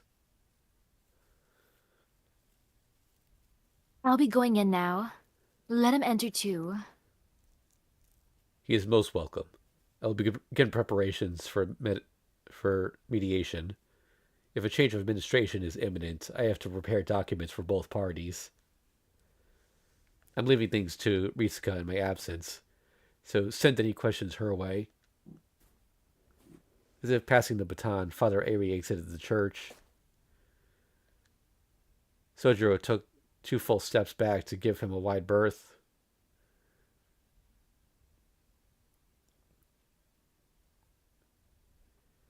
The priest had a dignified air about him.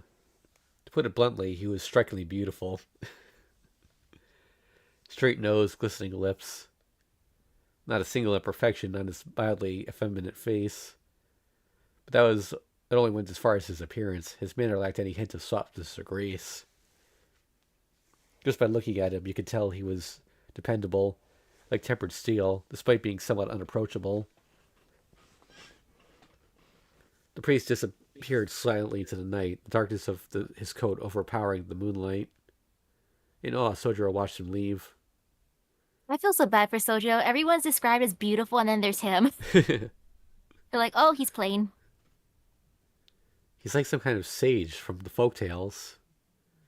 In his own way, Sojiro was expressing affection. For some reason, Father Airi's distant tone made him feel nostalgic. Alice gave Sojiro a deathly stare. Don't let your guard down. He's with the church. His job is to monitor us. But this time, we had to ask for his help. If it were allowed, I'd make him disappear off the face of the earth. Her curse ringing in the air, Alice placed her hand on the doors to the chapel. They were twice her height, and who knows how heavy. It did not look like she could open them anytime soon. Sojiro climbed the stairs 3 at a time and helped Alice push the towering doors inward.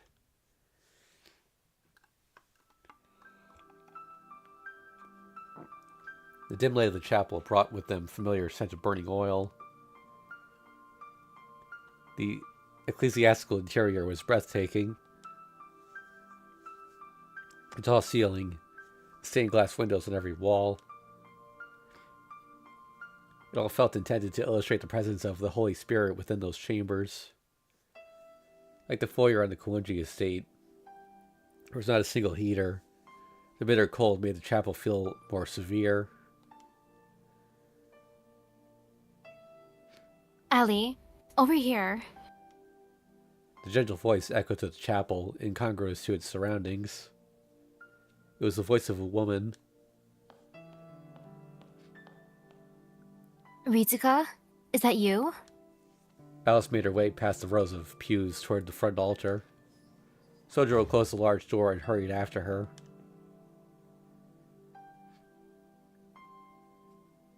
You got here fast. I was just thinking of coming to see you. I had another pair of legs. Legs? Oh, you mean him? Ah. Sojiro showed himself, surprising the woman. They stared intently at each other, wondering what the other was doing here. You two know each other? Yes, although I didn't expect to see him here. Sojiro, when you said you moved, you meant that you were staying at Allie's? Sojiro nodded. Alice turned visibly sour at this unexpected development. What are you talking about, Ritsuka? How do you know each other? Well... He always gave me a discount at the fish market. Helped me with my bags, drank tea with me. He's like every housewife's best friend.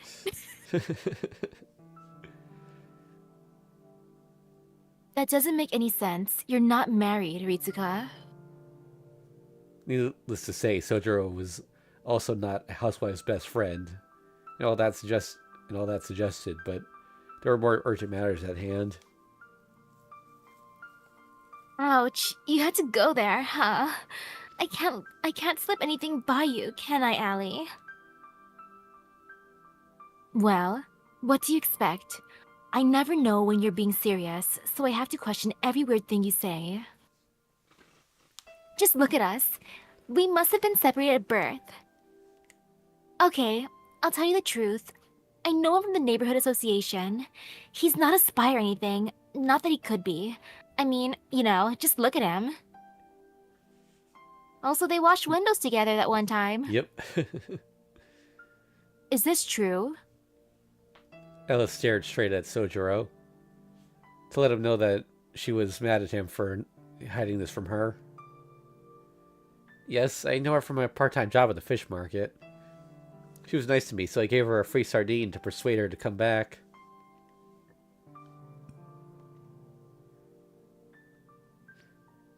Exactly. Everybody who shops downtown knows Sojiro. If it bothers you so much, Alice, or Allie, go see for yourself. He's a secret stud of the shopping district.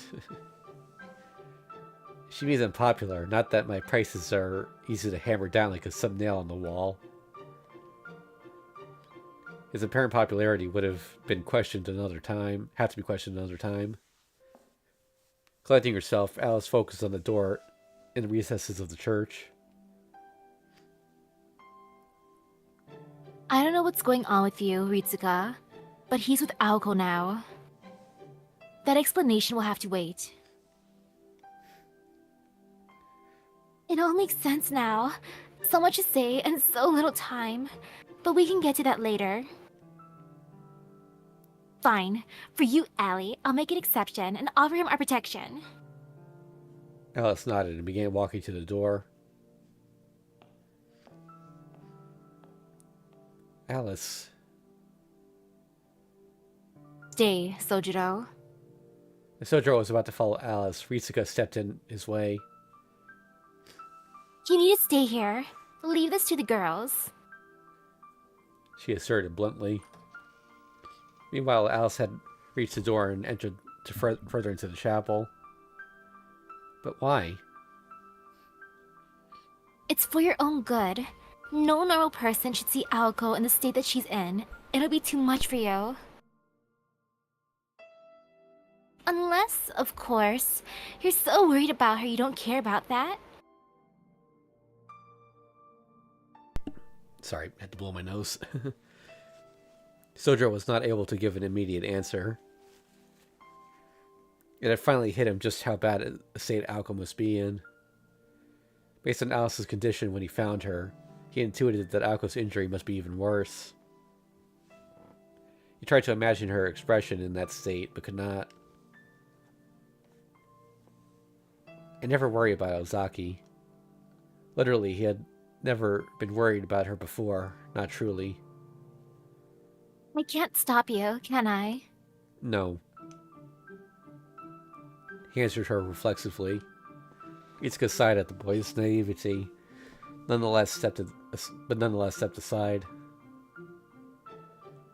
Go on then.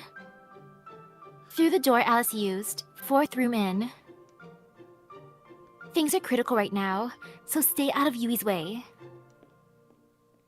Sojiro thanked her and went after Alice, leaving Ritsuka Suze, self-proclaimed everybody's friendly neighbor, alone. Yuiko will probably stop him, but someone's got to be in Sojiro's corner. I have a soft spot for broken boys. I know I'm playing rough with him, but it's for his own good. I say let him learn to regret. She spoke with force, but her words echoed aimlessly around the chapel. With a sigh, she shrugged her shoulders and made the sign of a cross in a rather unpious manner. The sound of Sojiro's footsteps grew fainter. His lack of hesitation had left a pain in her heart, and not because he did not look back at her, but because he was choosing to ignore the primal fear inside him.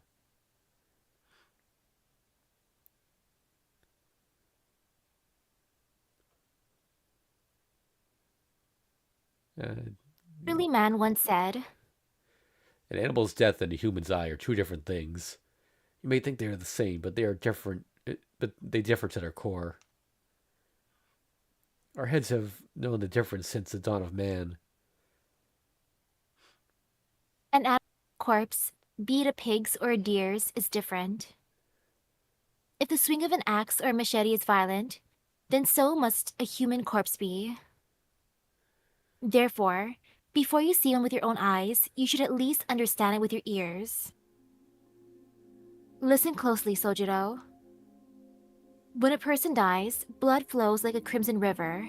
Oh. It's too much to bear. Okay, I think all of that was the old man. Oops. Oh.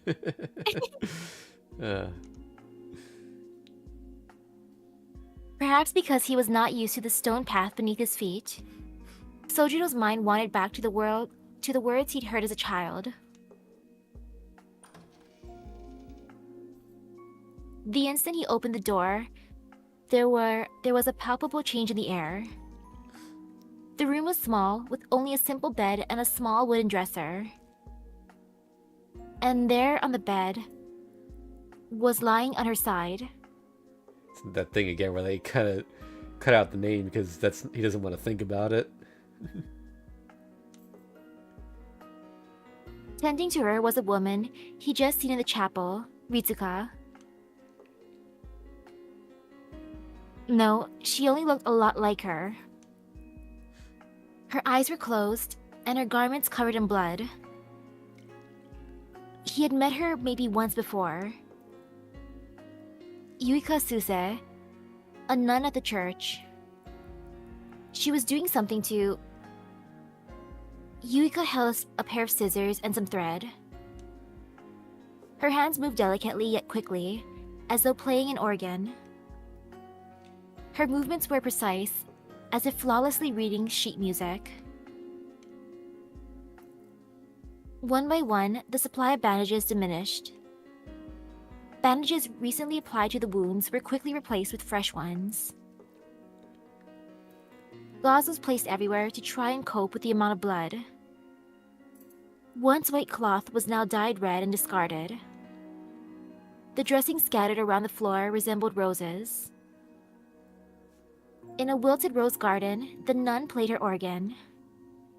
The scene looked unlike any reality Sojiro knew. It was clear why the air had changed. There was a savage odor in the room. Even though he was experiencing it for the first time, he knew what it was. The smell burned his lungs. He could not bring himself to look at the bed. Fighting his feelings, his eyes refused to move there. He noticed Alice next to the bed. Her, ever expressionless, she looked like a statue next to a grave. Except, she was trembling ever so slightly. It could have been from fear, anxiety, rage, or a combination of the three. Before her lay a life on the verge of death. But whose life? It was difficult to tell with only a glance. Some sort of puppet covered in bandages, perhaps. Her hair should be beautiful, but it fell flat, disheveled.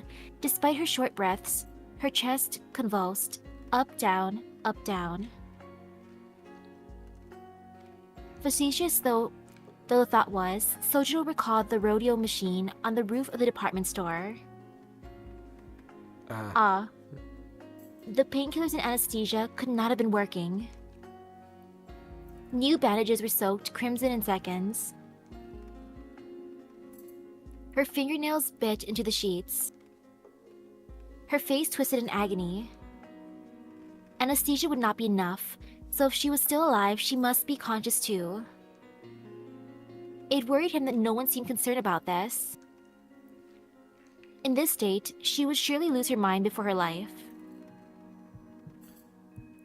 Yeah, that would be painful as heck. In short, the boy never wanted to see anything like this ever again. Bedsheet should be white, not red. With every blink, the color deepened. Sojiro was finally forced to accept that the bleeding mess in the center of it was her. He felt the blood surge in his veins. The squeaking of the bed, the snip of the scissors, the gasps of agony, it all faded. All you could hear was his own pounding heartbeat. The smell of the blood she choked up sent a wave of nausea through him. His knees abandoned him. And it was perfectly understandable. His brain had shut his consciousness off to protect itself. The mind could only take so much reality. He would give anything to never see something like that again.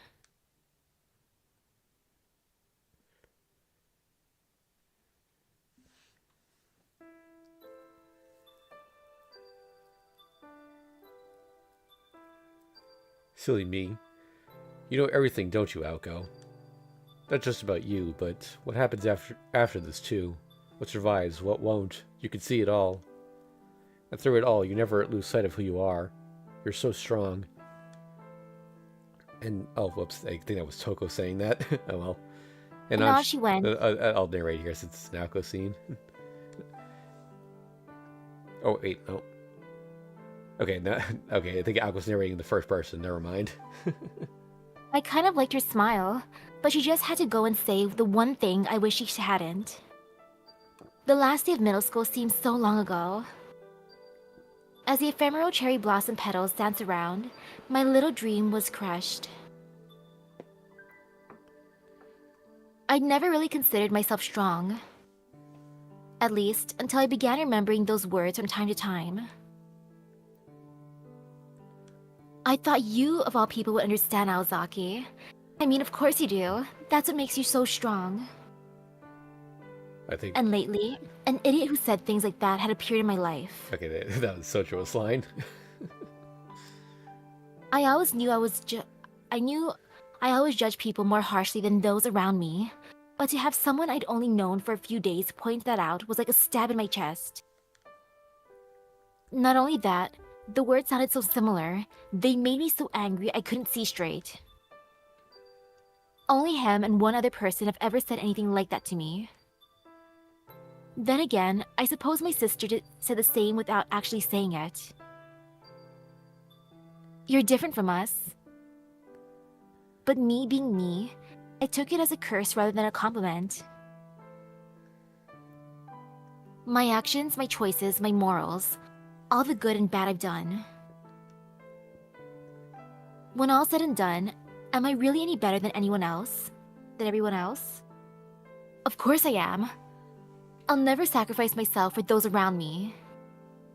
They just had to call me strong, true to myself, in spite of how alone, stubborn, and ridiculous I know I can be. When I was younger, it only confused me. I mean, I don't know any other way. I am who I am. The frustrating fact is, I simply don't have the courage to give up. So, why? Why do I get treated special for doing what comes naturally?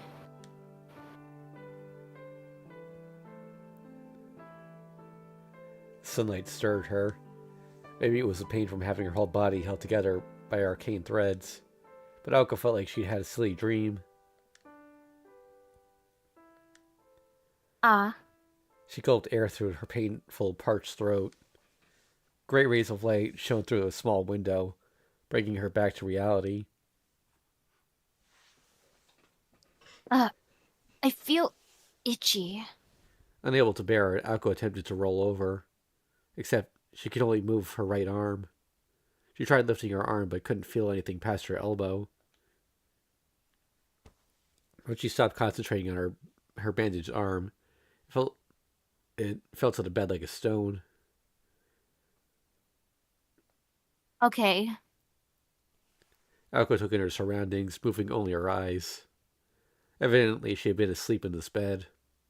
Unable to feel certain parts of her body, she felt like a robot. The room was tiny and undecorated. It was like an apartment without a tenant. Judging by the good repair, she guessed she was in Ida Church. Outside, it seemed closer to noon than morning. Clouds filled the sky as usual, dulling the sun's rays. Idly, she thought that it could be enough to melt the snow outside. Then finally, she noticed the figure of a girl. Next to her bed, Aoko Aozaki was sitting in a chair, unmoving. Good morning, Alice. She called out to her, all too casually. It was more difficult to talk than she thought. Alice was her typical stoic self. Although Aoko did notice a glimpse of concern in her eyes. You haven't slept, Alice. I can tell from your poor complexion. I tried, but I can't until the substance Toko made me swallow leaves my system. I suppose my lukewarm discomfort is a fart in the windstorm compared to what you're going through. Alice's uncharacteristically vulgar comment helped Aoko feel a little more like her usual self. She felt reassured having a comrade in arms by her side instead of a concerned neighbor.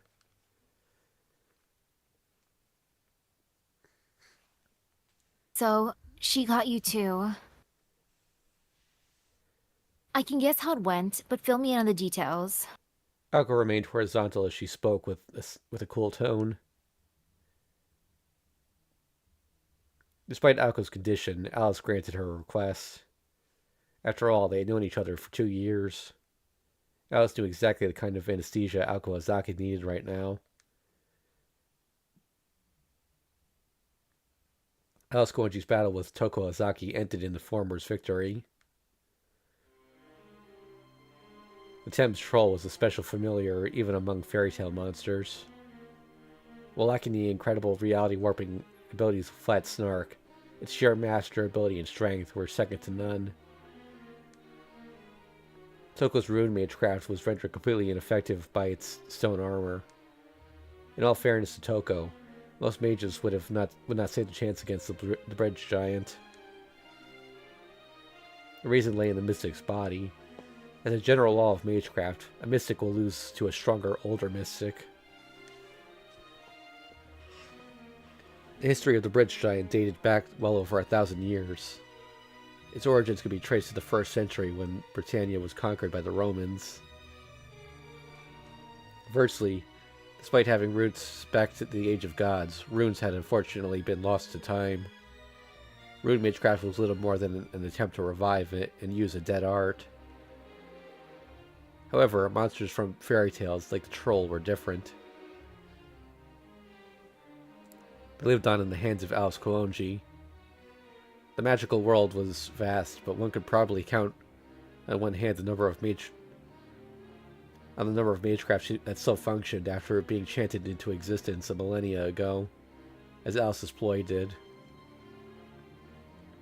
In contrast, Toko, the rune user, was only about 2 decades old. Carving a rune took only a moment. There was no way a quick spell would defeat the personification of London Bridge in Alice's homeland. That being said, beasts had appeared that surpassed even those from fairy tales. Beowulf, the Golden Beast. It seemed absurd to compare a small and relatively powerless wolf to a towering stone giant. The Thames Troll's attacks were earthquaking. A direct hit from its 50-ton strikes would smash anything to paste, while a glancing blow would still create mincemeat. And yet the beast had attacked it head-on and torn right through it. The wolf's fur bristled, and the creature metamorphosed like liquid. It was a breathtaking display. The wolf howled at the moon, as if in joy, striking forth like a bolt of golden light.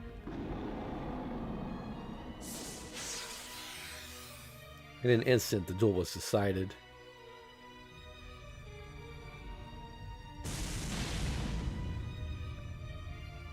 The radiant spear of the wolf flew straight through the giant's chest and sank its teeth into its heart. The troll exploded. Chunks of stony muscle rained down. Luminous fur scattered in the wind.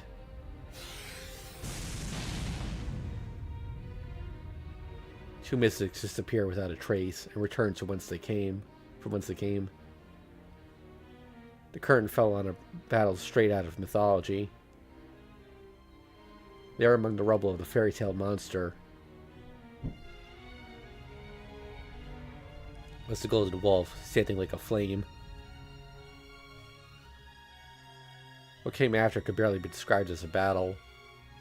It was more like a slaughter of defeated pawns. The wolf leapt on Alice, disemboweling her with ease. His claws cut through the protective wards on Alice's coat like a hot knife through butter. The golden wolf. This wolf, which understood human speech, could only be the magical creature known as the werewolf. Werewolves were the forest people of Western Europe, with origins far more ancient than the fabricated vampire legends of the continent. However, none were known to have golden coats. It was said that the most elite werewolf bloodline boasted silver fur. Silver werewolves were pack leaders, and werewolves of that caliber were considered phantasmal, rather than merely magical creatures. But a golden werewolf was superior even to that, and so transcended human knowledge. Alice Gonji's ploys were among the ultimate mystics that had been created by humankind, to have been created. Therefore, the golden wolf could only have been a mystic born of the planet. When a celestial body has been active for millions, even billions of years, occasionally a miraculous droplet of creation spills over into our current world. This mystic had to be over 3,000 years old. A human mage. No, any mage living in the current magical paradigm would be helpless against the golden wolf. Not even in theory would they stand a chance of defeating it. Which meant that this werewolf was Aoko and Alice's worst nightmare.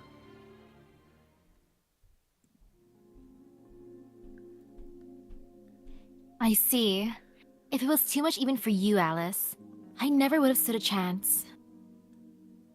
But that means non-magical attacks should work on it, right? Thames is powered by magical energy. But isn't its punch just raw force? One hit and it's game over. It's not that simple, unfortunately. His base form was a wolf, but he can transform to adapt to the situation. He took Thames' punch by turning into a giant ape-like thing. Oh yeah, we looked this up last time. It was Thames, not Thames. Okay.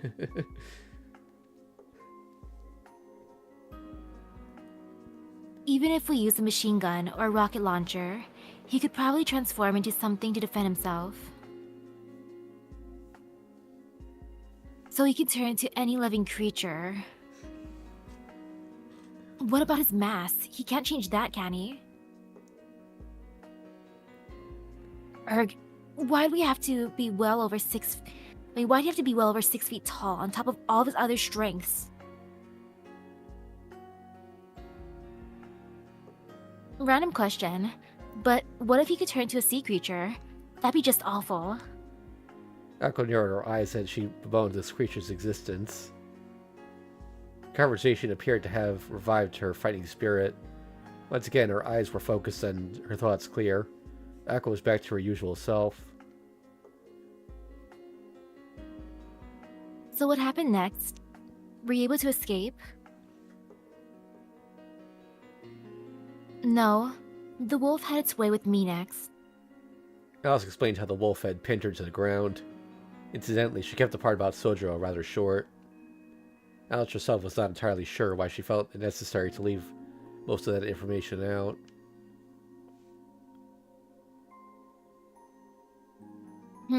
So Toko came straight to me after fighting you. That was your plan, sis. You wanted to end this all yesterday. It was my mistake for forgetting. We always did have a habit of having the same thought at the same time. Once you reveal your hand to the enemy, you have to take them out. She waited until she was down on the last 2 sigils to reveal herself and divide her strength.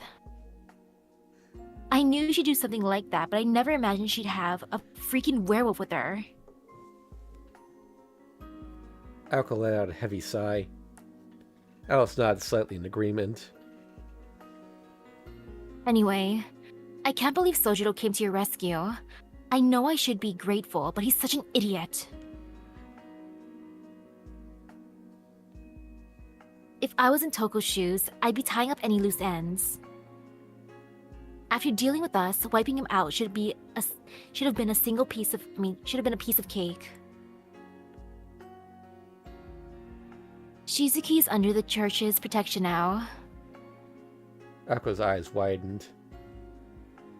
What? Am I hearing things? You actually went out of your way to protect him? Yes, I was thinking of you. We wouldn't want you getting angry now, would we? Alice responded with her eyes closed. Aoko frowned in silent indignation, as if she wanted to protest where Alice got that idea from. Well, whatever. He's here now, I assume. But where? Still unable to move her neck, she looked around as best she could. He collapsed, so he's resting in Father Aries' bedroom.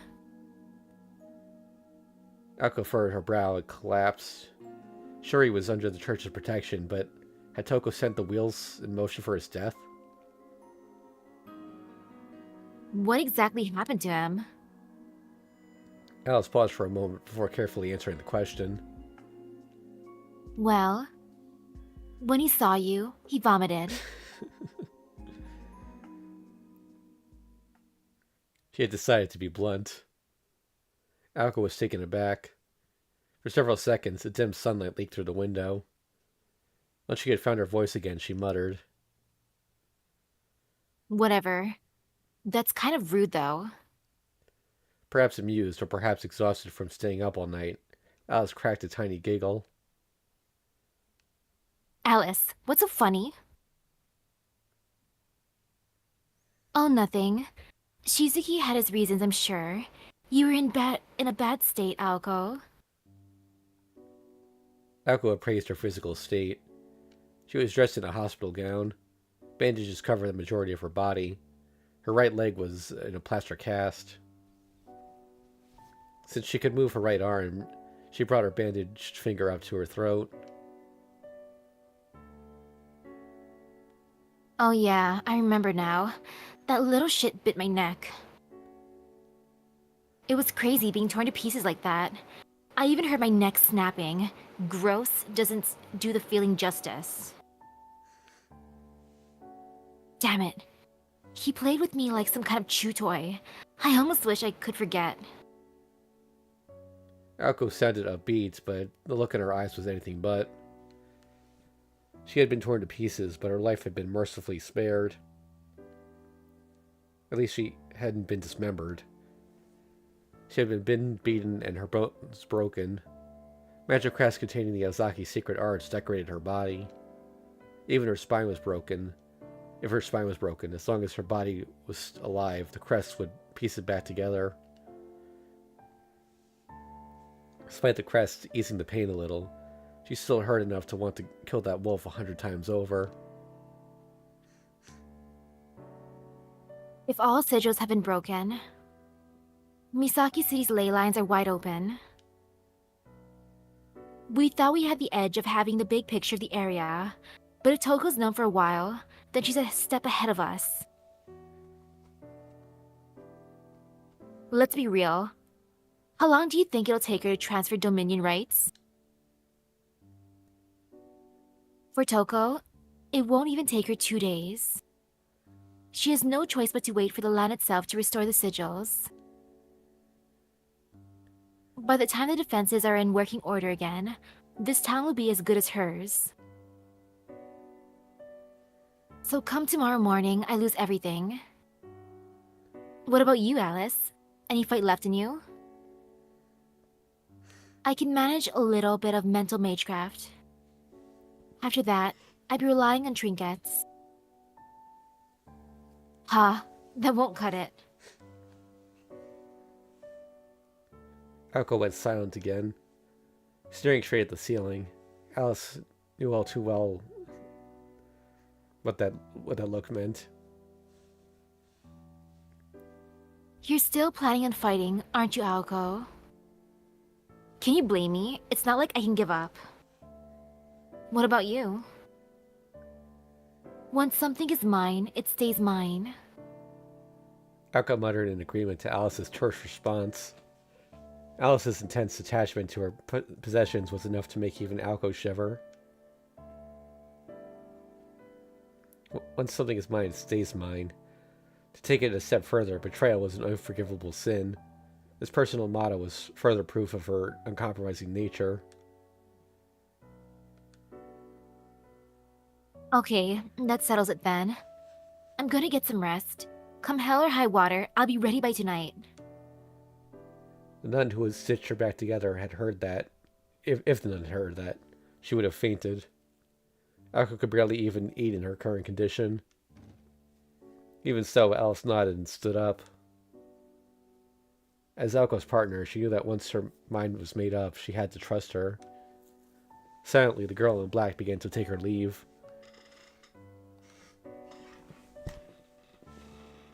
Oh. She stopped in front of the door, her hand in her mouth. Alice? Aoko was curious, suspecting that Alice had something silly to say again. Quite the contrary.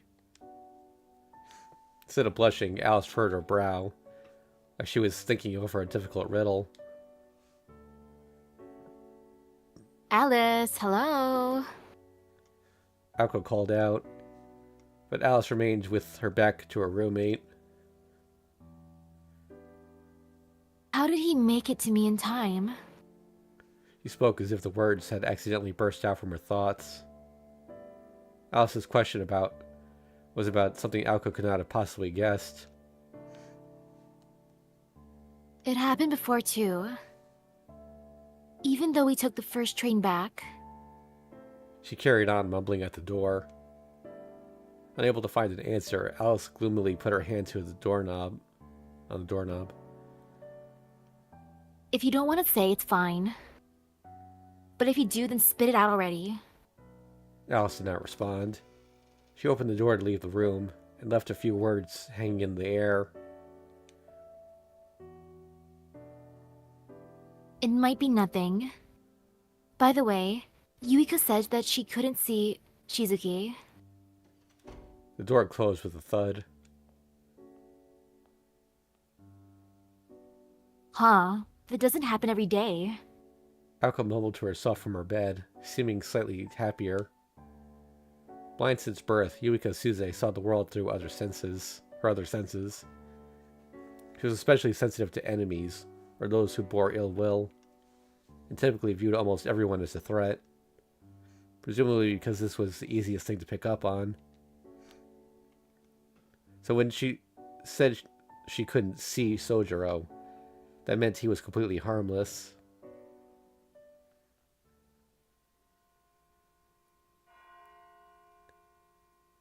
And then, that harmless individual decided to pay the small sick room a visit. Sojiro looked like a stiff breeze could knock him over. It made Aoko wonder who the real patient was. It's Aoko. What do you want? Though Aoko could barely move, she was still able to give him a cold shoulder. His expression gaunt, Sojiro grunted something or other before beginning to speak more coherently. Alice was sleeping in the guest room, and I was in the chapel. People started coming in, so I came here. Must be time to worship. It's Christmas.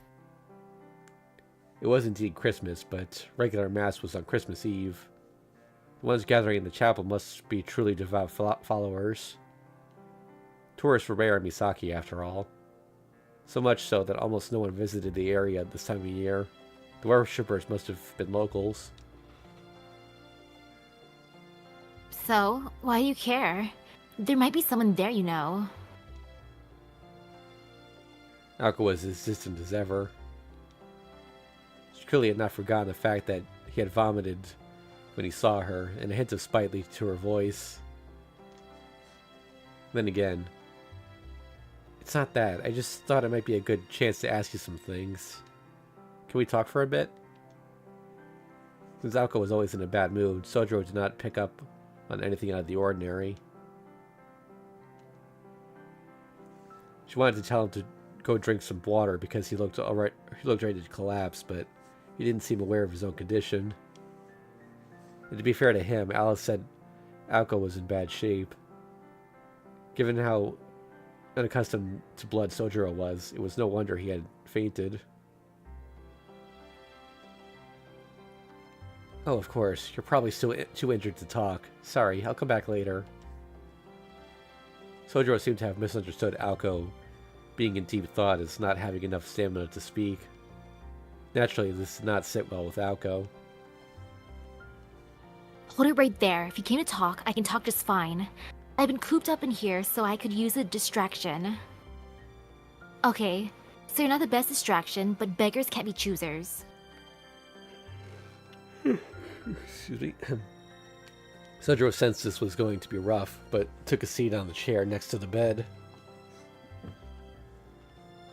So, what do you want to ask me? Aoko spoke energetically in an attempt to distract from her weakened appearance. Naturally, she knew she was fooling no one. You really are strong, Aozaki. I'm relieved to see you're okay. Sojiro said, nodding in admiration. Aoko shot him an unimpressed look in response to the unwanted praise. Honestly, you have the worst timing. Nothing, forget it. Just something from a dream. It's nothing to do with you. She glowered, remembering. Come to think of it, almost everyone in her dream was here in the church, turning her dour expression into an irritated one. Into a irritated one.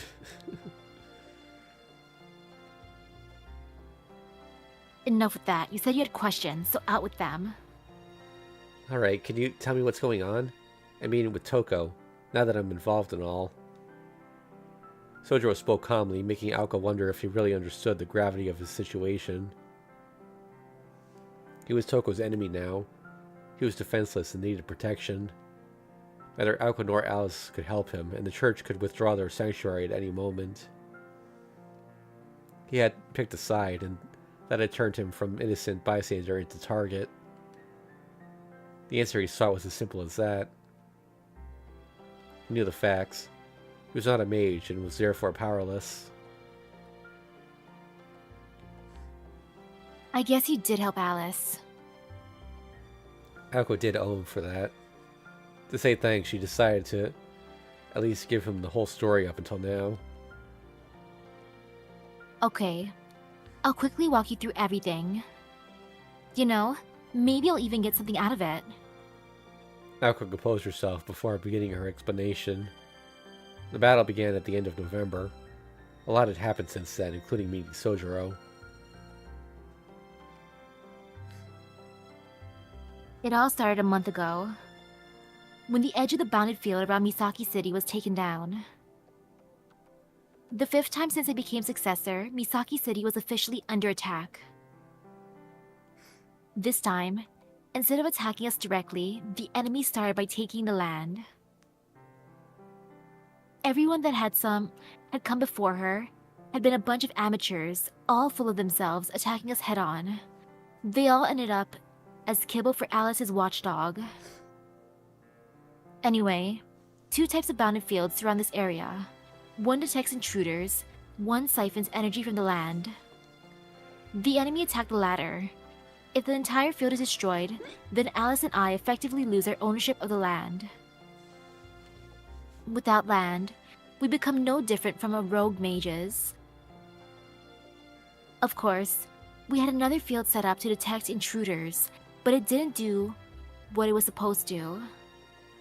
And now we know why. The enemy was my sister, Aoko Aozaki. Aozaki bounded fields aren't going to recognize a fellow Aozaki as a threat. Alternatively, she may have just known about a blind spot and slipped in that way. As the original successor, it's only natural she'd have that knowledge to begin with. So, since she was invisible to us, she had free reign to break bounded field sigils. She deliberately attacked them slowly, one by one, to make us think that it was an outsider. If she'd broken them all at once, I suspect it was one of my relatives, such as someone from the Asagi family. While we were stupid to fall into her little game, it's also possible it took her a long time to destroy the field. Our fields are made of strong stuff. They typically last for 6 months. An enemy would need to figure out how many sigils support the field, what elements compromise them, the correct order to take them down, all while making sure the mage they belong to doesn't notice. If we did notice, we'd locate the intruder's base and eliminate them before any damage could be done.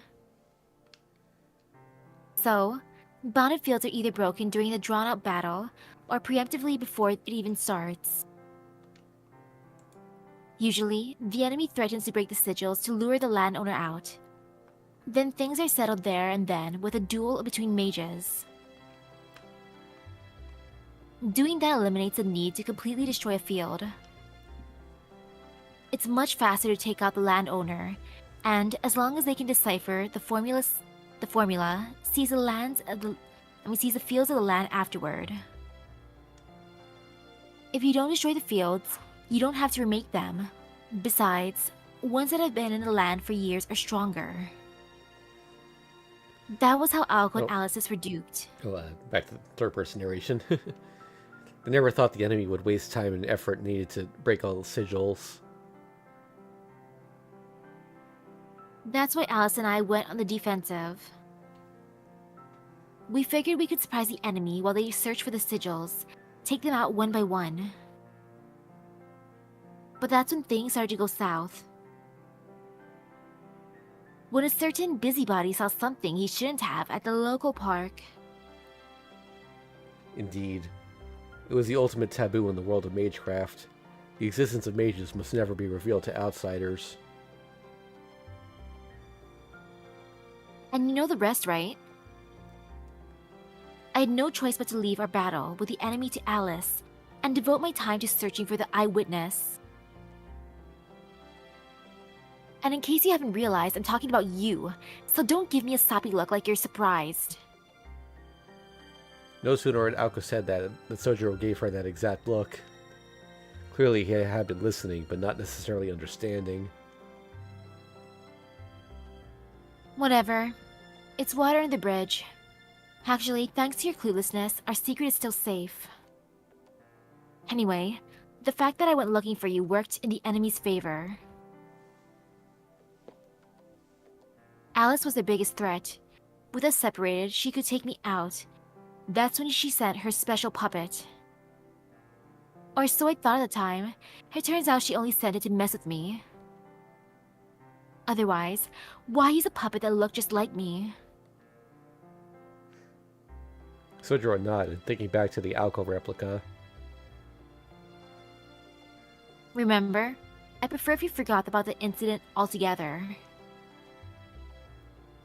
After that, you can fill in the blanks. Alice and I turned our attention to fighting the enemy, spending most nights tracking her fruitlessly, until the fight last night. That's the long and short of it. She stared down at her body, as if recalling what had happened would help her accept her current state. Under the sheet, magical energy steadily flowed through her partially bandaged body. Okay, Ozaki, I think I'm all caught up. But what about you? Why are you in this state? Sojiro's specific concern was the reason Aoko was lying there. More than anything, he wanted to know what had happened to her the night before. Simple. We lost. What more is there to say? Judging by her tone, she would have raised both hands sarcastically in celebration if she could. You lost? Yep, it sucks, but there's no getting around it. The moment all 5 sigils are broken, it was over. The land rights are up in the air until tomorrow when Toko claims them. In trying to prevent that, Alice and I ended up like this. The tables have turned, so from here on, we'll be the challengers. We are the rogue mages. Which meant that Aoko, Alice, and Sojiro only had a few more days with which to utilize the church's services. The church was not the only arm of the mages. Was not only an arm of the Mages Association, but also a branch of the Holy Church that monitored the heresy. Aoko and Alice were owners of Misaki City's spiritual lands, but they belonged to neither of these organizations. The only reason the church helped them at all was because they were the land's administrators. Once those rights were lost, the church would have no reason to provide any further aid. Father Airi is helping us because he's neutral in all this. But Yuika is a church executor. Once I'm healed, she'll kick me out. The church sees mages as a professional competition. And that stupid Ritsuka, well, she might help out if I cried. Sojiro understood little of what Aoko was talking about. I didn't mean that, Ozaki. I meant what actually happened last night. Sojiro pressed her, and Aoko really wished he had not. You can't tell by looking. They wiped the floor with me. My throat was torn to pieces along with the rest of me. My right thigh was basically gone. If it wasn't for Alice's chocolate, I'd have bled to death. She knocked on the cast around her leg. Aoko spoke casually, but was trying to hide how much she wanted revenge for being humiliated. In contrast, Sojiro felt empty. The little color he had in his face began to fade. Was he repulsed by the terrible situation, or were his instincts telling him to flee? Regardless, he appeared very human. What the hell's wrong with you? Oh wait, I know. You were stupid enough to look at me and threw up, am I right? Well, you can stop worrying. I'm in one piece now. Yuika's a pro, and I'm still alive. Regeneration is a specialty of the Aozaki mages, so I'll be fine.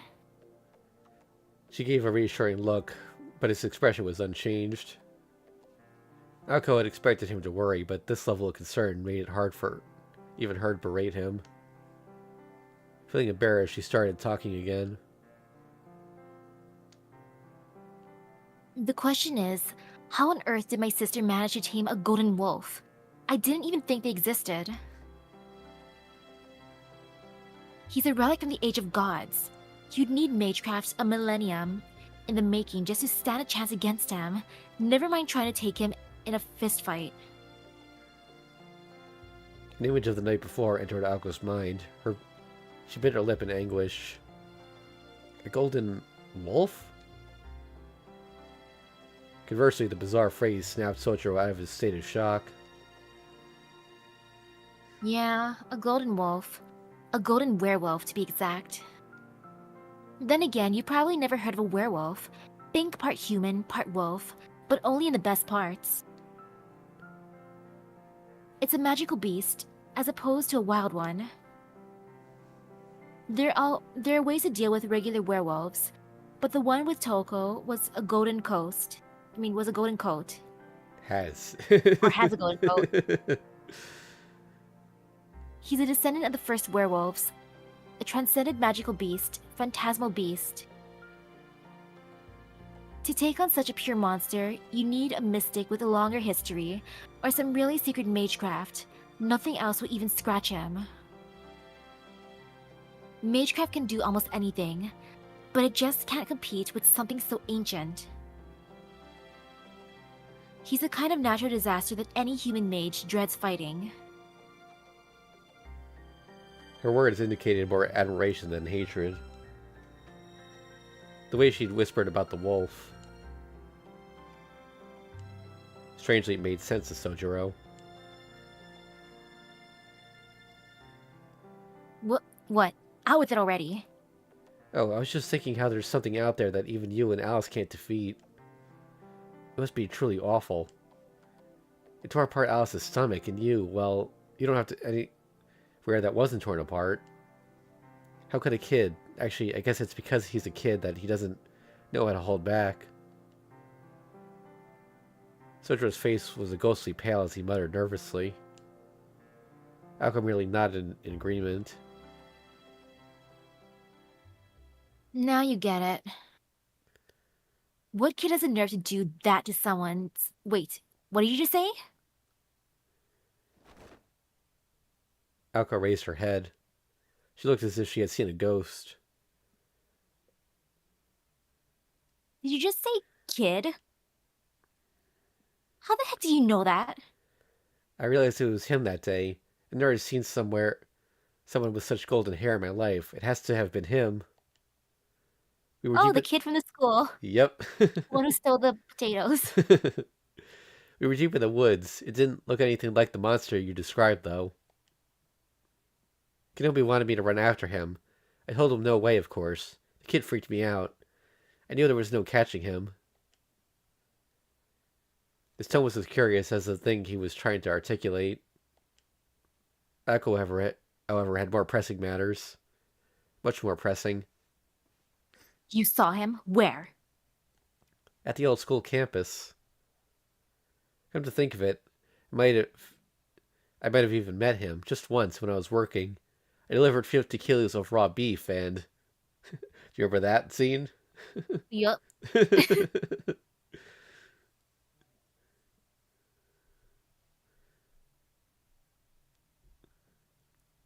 Oh my god, you absolute idiot. A strangely satisfying slapping sound rang out. Ignoring her wounds completely, Aoko had grabbed his slipper and thrown it at Sojiro's unassuming face as hard as she could. She panted as Sojiro was not completely out of his chair. For a while, neither moved. What was that for, Aozaki? The boy asked, unfazed as he slowly picked himself up. He sat cross-legged as Aoko scowled at him like an enemy.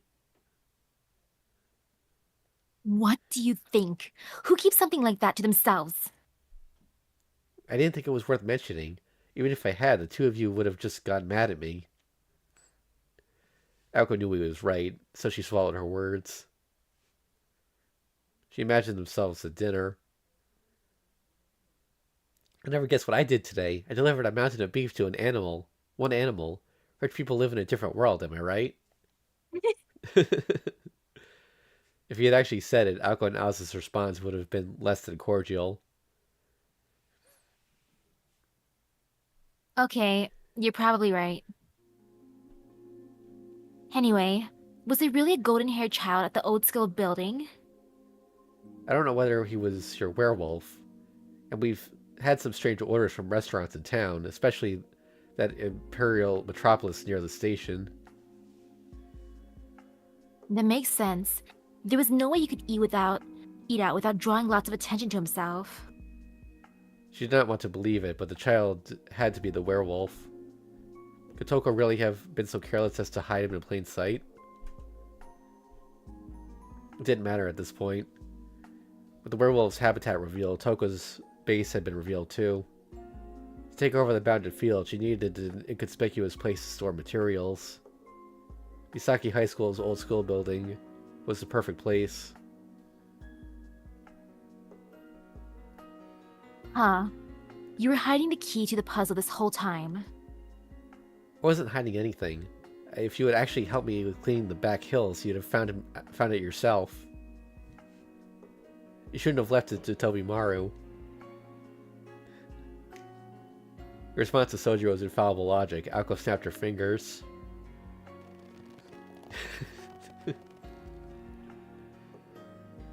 Instead of another slipper missile, she let the faithful white collar express how she felt. And with the tightening of the collar, Sojiro realized something. Aoko had changed. From the bed, she looked down on him with the commanding glare.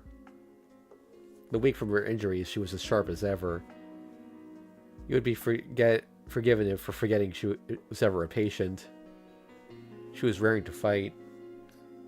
It went without saying who her rage was directed at. Aozaki? Aoko responded in a vulnerable tone.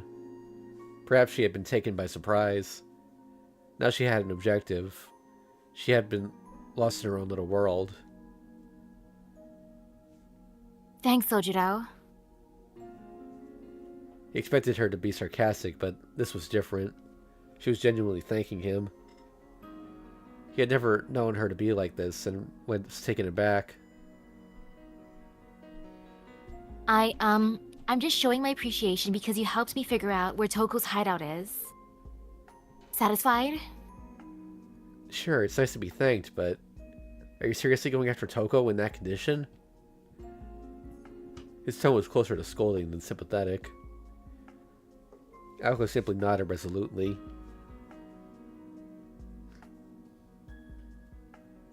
I'm just going to take back what's mine while I still can. My sister won't waste a moment, and neither will I. She sounded unshakable. Even so, Sojiro would not back down. Even if you've got almost no chance of winning? What you need right now is rest. Yesterday you were really messed up. You still are now. You're lucky to be alive. It's not luck. It's Toko. I don't understand. Toko, she purposely kept me alive to taunt me, to make me try again. She's waiting for me so we can settle the score. If she wasn't waiting, she'd have made her move already. As much as it pains me to, I'm taking your words to heart. Irritation tainted Aoko's words. From the side, she looked terrifyingly serious. She was ready to fight to the death. Toko had given her little choice. Sojiro could understand neither sister. Toko left you alive so she could kill you later? And yet you're still going after her. Exactly. She might have won the battle, but she hasn't won the war. I know I'd have a better chance fully healed, but while I'm recovering, Toko has gotten her claws into Misaki. That means I need to play my trump card. I have to do what I can while I can. Though the pain in her azure eyes was not as deep as the pain of death, it spoke of regret she would feel if she did not do everything possible while with blood still flowing through her veins.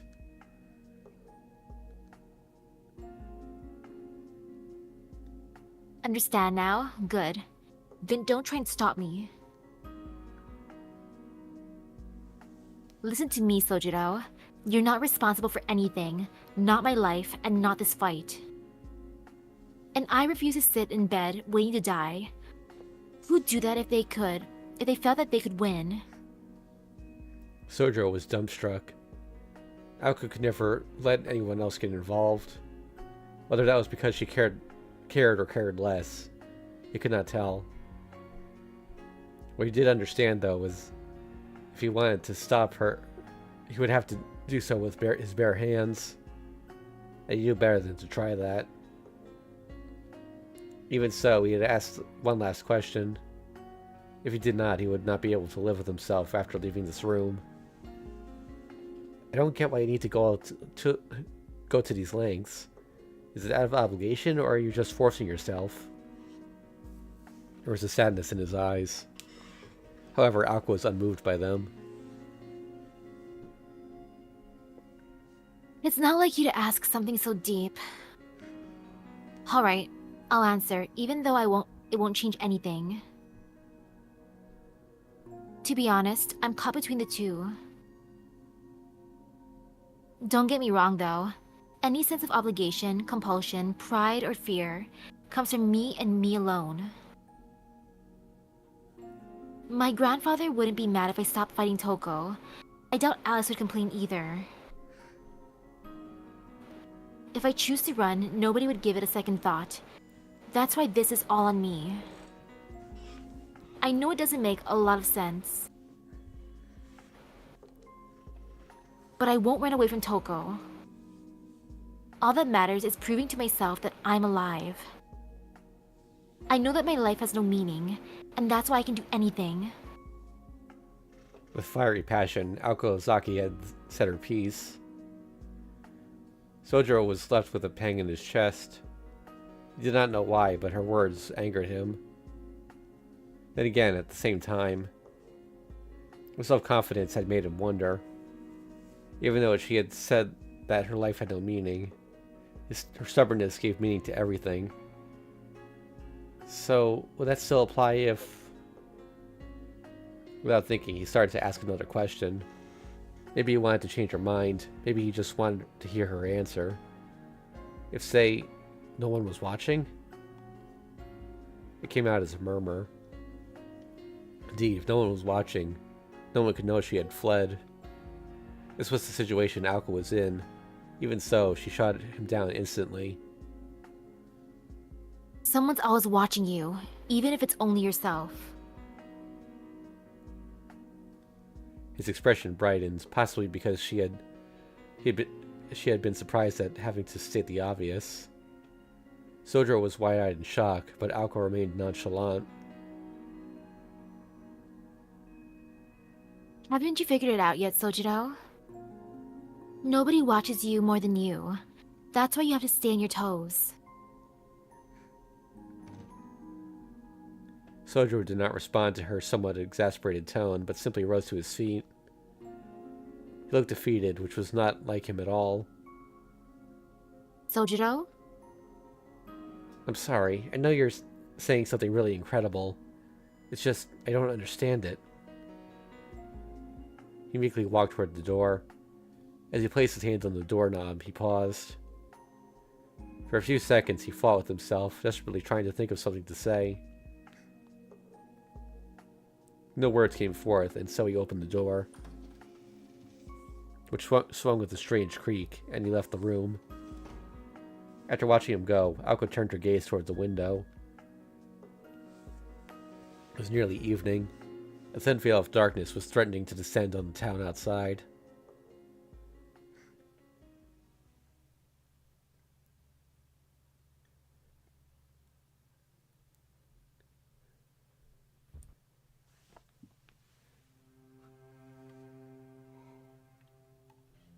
By evening, only Sojiro remained in the chapel. He sat alone at the end of the pew, slouching helplessly like a guilty believer ready to confess. The chilly air seeped through the walls, turning breath to mist. The frigid air stole the heat from the body without mercy. Sojiro looked all around the chapel's tall ceiling and spacious hall, The room made the air feel colder somehow. Unsure of what to do with himself, he stared into space. His thoughts were entirely unfocused. First and foremost, he could not understand what the buzzing sensation was in his chest. Time passed by, no answers came. To onlookers, he must have seemed deep in thought, or in deep sleep, like he would turn to stone if left be. Either way, he clearly looked down. The problem was his lack of awareness, not that he was aware of it, of course. Where'd you go at this hour? You're quite the devotee. Sojiro raised his head and turned to where the voice had come from. Stood before the altar was the man from last night, dressed in priestly garbs. How long has he been standing there? Sound reverberated dryly throughout the chapel hall. Sojiro did not have the strength to stand, let alone leave. He just stared at the approaching shadow. You'll not find the Holy Spirit in this church. Do you mind if I sit? The priest pointed at Sojiro's pew. Without waiting for an answer, he took a seat at the opposite end. I never formally introduced myself. I'm Eri Fumitsuka. That's another weird romanization. This church's, owner, you could say. On paper, at least. Just call me Father Eri. You must be Sojiro Shizuki, yes? I could see why Yuika didn't notice you. Father Eri spoke in a gentle but uninvested tone. He was a thorough egoist. Sojiro knew all too well about people who spoke this way. The individual who cared for him when he first came down from the mountain was one of them. Sojiro glanced across him apathetically. Father Eri seemed unfazed by the lack of direction to the conversation. I was wondering if I could speak with you for a moment. Or wait, okay. Sojiro responded with a nod. Father Eri replied with an artificial smile. You seem terribly worried about Aoko. Not really. Ritsuka said the same thing to me, but that's not it. Sojiro stared straight ahead as he answered, his voice sounding uncharacteristically weak and unsure. She's been on my mind a lot, and I don't know why. I'm trying to figure that out. The answer's simple. You envy her. With those few words, Sojiro snapped out of his funk. He clapped his hands and turned towards the priest. I see, so I just envy her. Wait a second, that can't be good. I didn't know I could feel that way. Father Eri did not respond to his confession-like ramblings. So, what did you want to talk to me about? Well, it's more of a question I'd like to ask, really. I heard you lived deep in the mountains until recently. Something strikes me as curious. Really? What? Well, I doubt anyone has asked you this before. No doubt, because you don't unnerve the people around you. I admit, I feel the same way talking to you.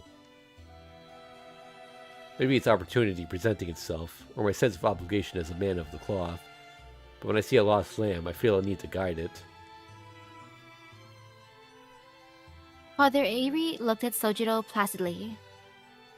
His pupils were like black holes that could suck the soul out of your body. I'm not sure what you're talking about.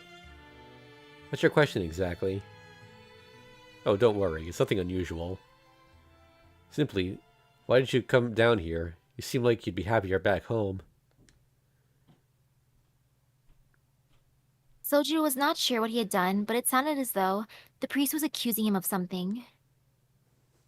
Then again, it was a reasonable question, if a little pointless. Sojiro had no answer. Father Eri ignored the sullen boy and continued. I'm somewhat aware of the challenges a life in the mountains might bring. I experienced it firsthand when I made a small mistake in my youth. Life in the mountains is incredibly simple. Your time is dedicated to survival. You don't live for joy, but rather to stay alive. It makes a minimalist lifestyle seem full of excess. Compared to that, city life should be nothing short of a paradise.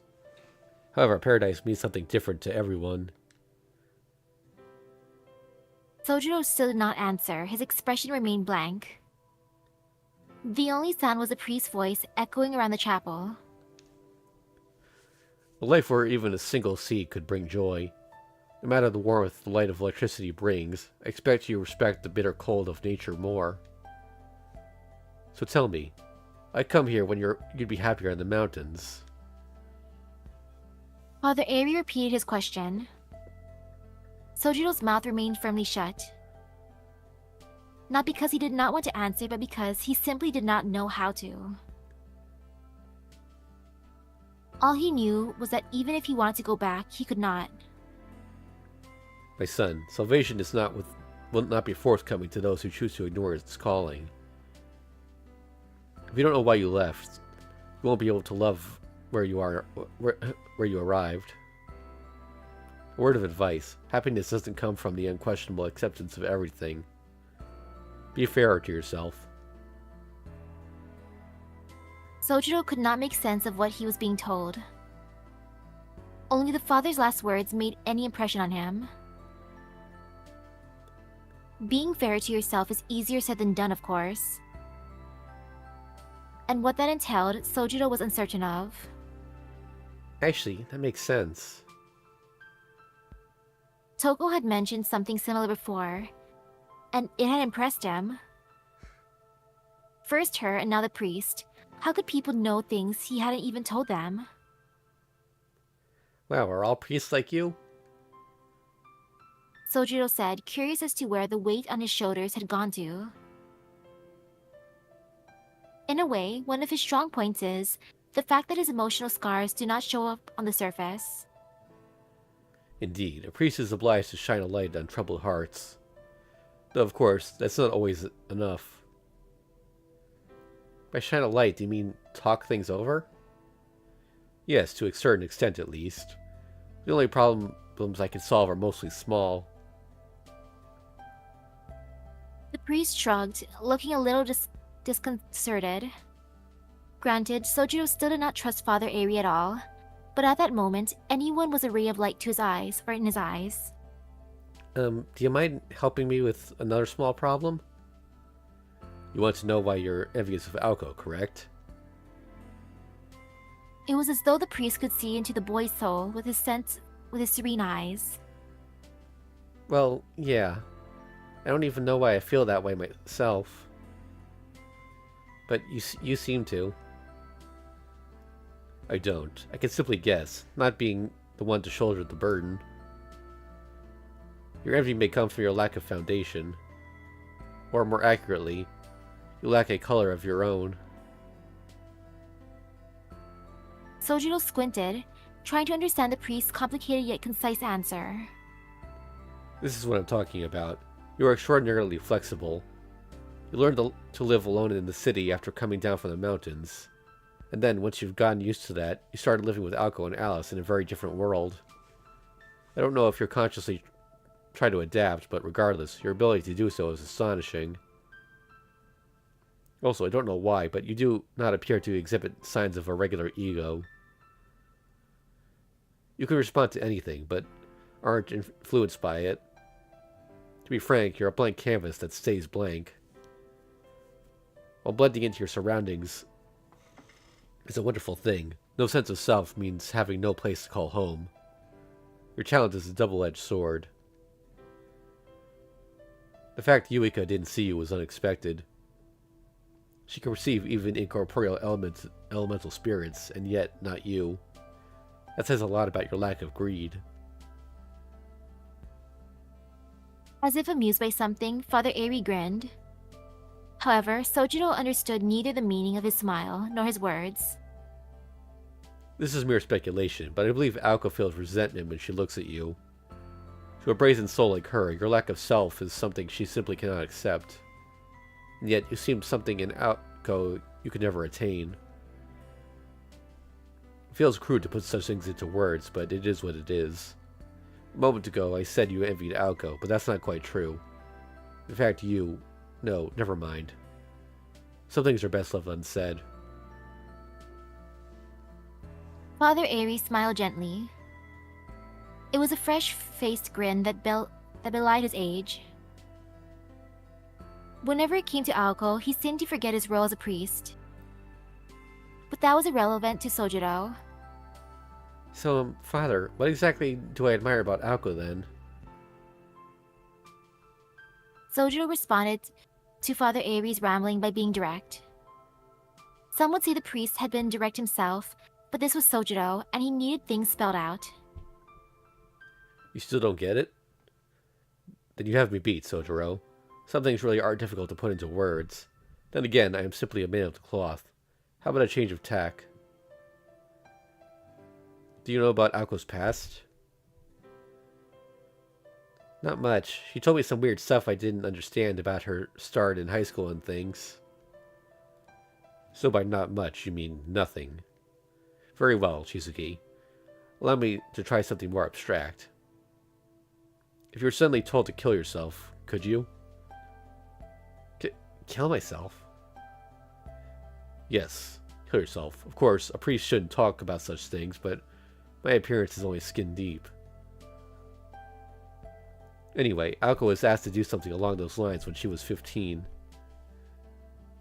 Throw away her hopes and dreams, her past and future, everything she was up to that point. Become a different being entirely. Well, the end of yourself is the end of your future, wouldn't you agree?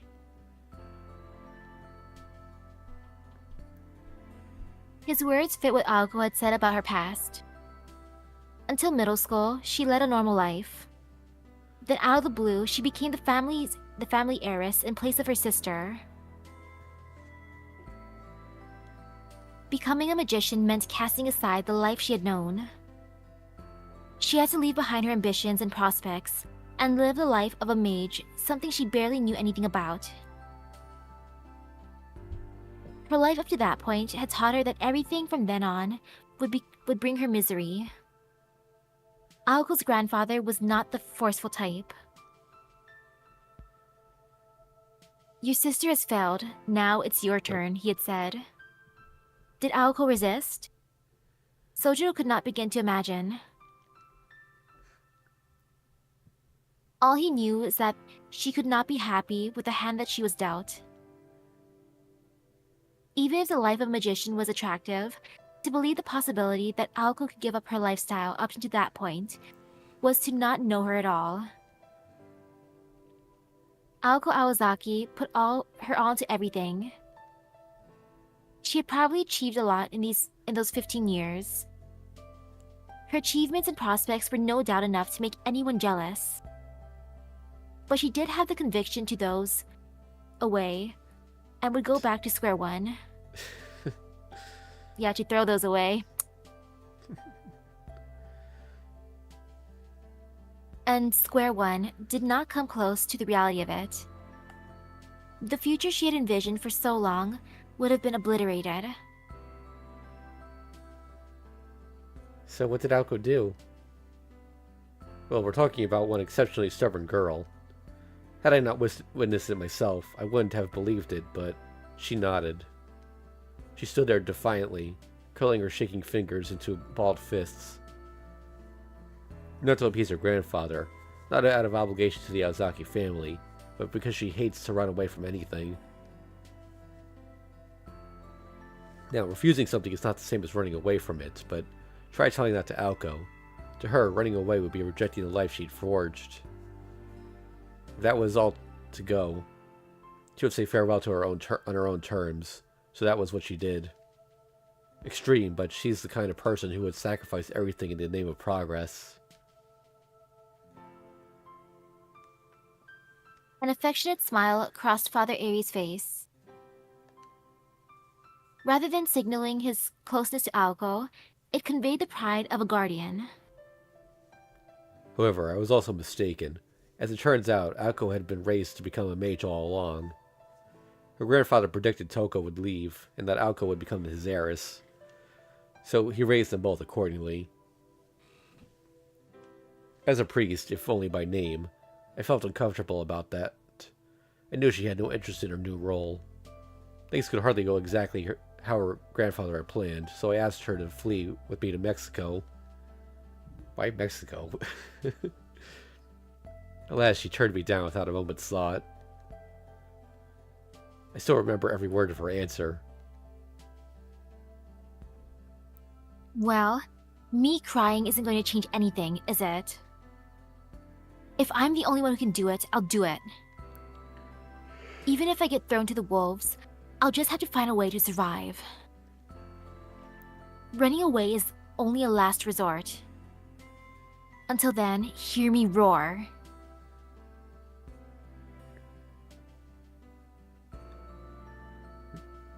The priest recited her words, as if recalling lines from a favorite play.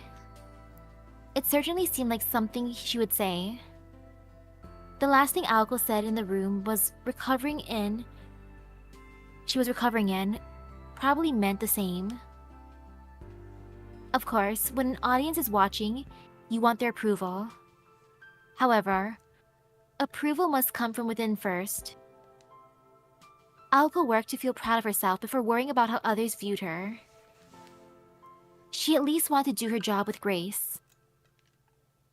In response to everything she had lost, she would hang in there, even if it meant going it alone.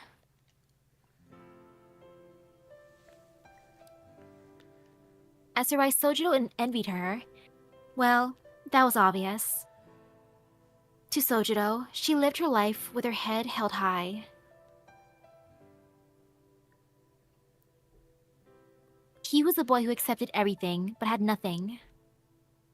She was a girl who threw it all away, but never lost a thing. He stood in the meeting room alone, seeing the ugliness within, and the sublime outside. Looking back, he finally realized what was eating at him. I think you see it now. It's not her appearance that strikes you as beautiful, but her spirit. Not that she isn't physically beautiful, of course. Sojiro nodded. From the day he first met her, that was indeed how he had felt. It just took him until now to realize it. The strength in her eyes and her unwavering will had captured his heart. She puts up with a lot. She really does. There's a lot of fight packed into that small frame. Father Aries spoke from the heart. Sojiro raised his head and gave a small grin and scratched his cheek, so many hours wasted brooding like an idiot. A part of him still felt strange, but it didn't bother him to leave the question unsolved for now. Unable to stay still, he stood up. He couldn't care less about the Aozaki family, mage battles, or Aoko rushing off to her death. Right now, he just wanted to see her face. Stop. The recovery room is off limits. The cold words echoed around the chapel. That actually might have been one of the nun or something, but... They reached Sojiro as he was about to head back to Aoko. yeah. The sightless sister must have been waiting by the altar. She moved quickly to block his path. Miss Yuika, I'm not allowed in? Correct. Miss Kuonji told me to make sure nobody enters. Alice said that? Sojiro was suspicious of why Alice would have said that. He could understand being kept out if Aoko was being treated or her condition had worsened, but this seemed different. Besides, Aoko herself said that her treatment had finished. Now, Sister Yuika, there's no need to be so curt. Why not just tell him the truth? That room is actually empty. Aoko left some time ago. But Father Airi... The priest began to explain everything from the pew he still sat in. About the things he and Sojiro had spoken about. and why he, a stranger, would be so concerned about a person he knew nothing about. It all became clear to Sojiro. This was your plan all along. Sojiro's voice was full of anger, but Father Eri did not flinch. My apologies. Aoko requested I look after you.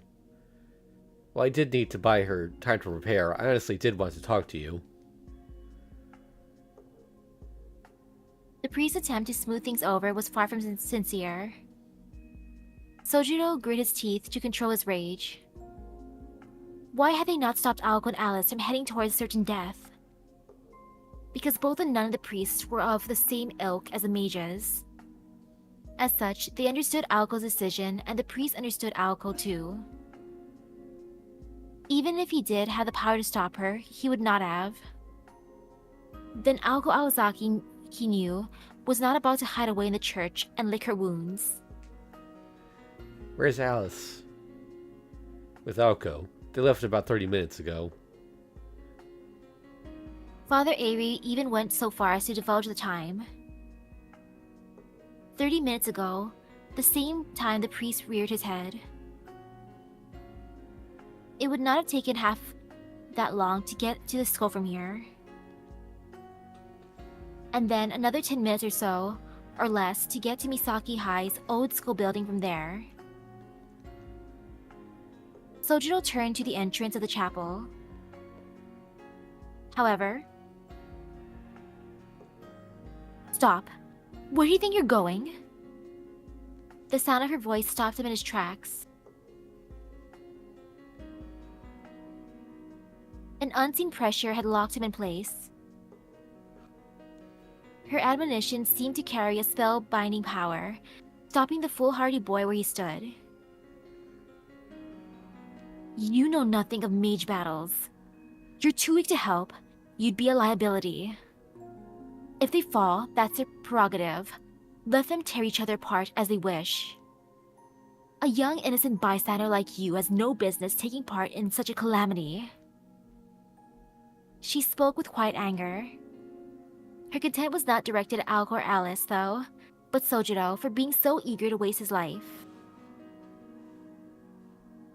If there is a shred of hope, I wouldn't stop you. There's nothing you can do for them either. She was right. It would be pointless of him to go. At the amusement park, he had been useless in the end. Now, they faced something even worse. He couldn't even imagine how he might contribute this time. Listen carefully. Aoko Aozaki's grandfather trained her to protect herself. Magecraft aside, she's still tougher than you. Even so, she still doesn't stand a chance against that beast of a familiar. Sojiro's physical strength, his only edge, meant nothing. He would only get in their way. If he went now, he would only get in their way. Yuika was correct. And yet... I have to go. I owe Aoko a debt I must repay. He spoke calmly but firmly. Though almost moved, the sister frowned slightly. She felt bad for him, but her warning was for his own good. If he would not listen to reason, then she would have to make him sleep. She raised a finger of binding at Sojiro. You mean you want to repay your debt, Sojiro?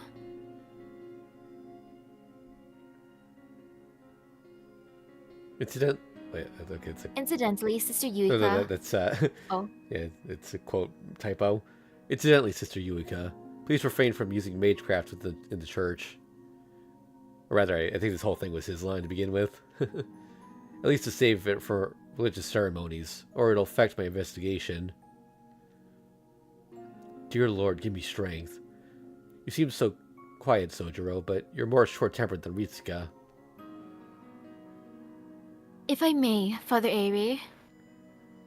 I see no harm in letting him go. Or would you rather see Toko destroy Aoko and Alice? That issue is separate from this suicidal devotion. Reconsider, Mrs. Shizuki. Wait. Even if you go, there's nothing you can do for them. The truth of the statement cut Sojiro deep. But despite everything that was being said, his mind was made up. It always had been. Even if he was not certain, he at least would not hesitate. He had always followed his instincts to the end, no matter where they took him. I know, but I'm still going. If I stay here, I really am powerless. His heart burned in his chest. While he listened to the priest talk, he could only think of seeing Aoko. He was not worried. He did not want to help. He just wanted to see her. He would figure out what came next once he got there. See, he isn't suicidal. You say he'll get in the way, but Aoko and Alice stand no chance of winning anyway, correct? But what's the problem? Better to burn out in a blaze of glory.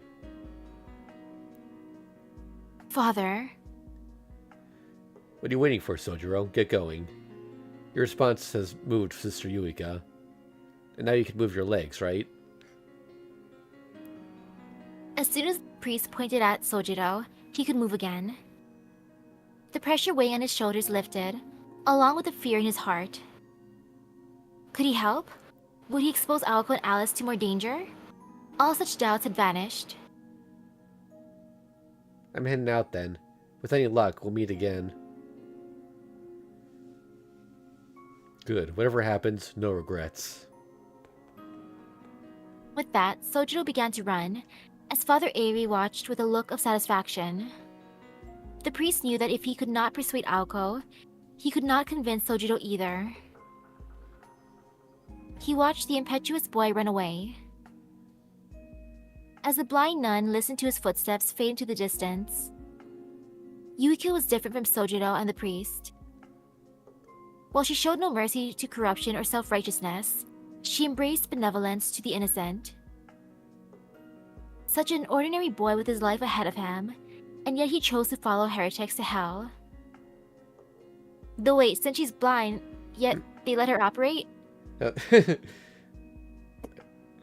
How can you live with yourself, Father Airi? I thought responsible adults guided wayward children. She made no effort to hide her biting disapproval.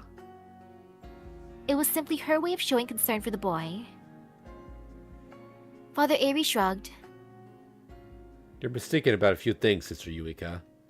Your use of the term responsible adult is for a start. An adult is someone who takes responsibility no matter what. The rest went unspoken. It didn't matter to him which of them died.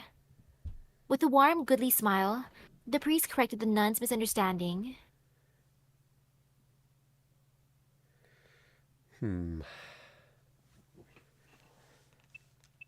let's put a save down here. I wonder if any new side stories were added. Probably not, but let's check. Okay, so this is the final chapter, quote-unquote, but it is, if I remember correctly, it's pretty long. And then, of course, there's the epilogue and post-story content, and I think we could probably start it now and then wrap it up next week. Like, as soon as there's a scene break. Because if we start now, we can probably finish the whole game on Sunday next week.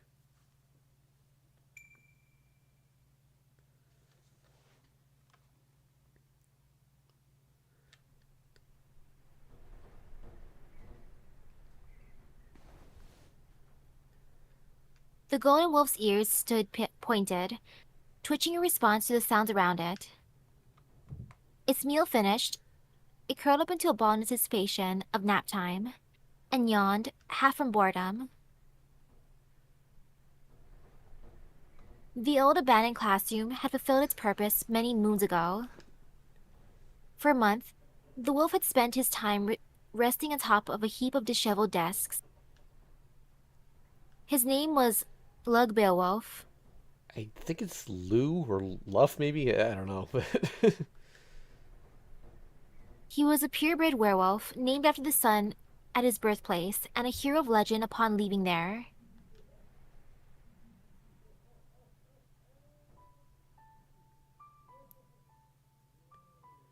It goes without saying he was not from this country.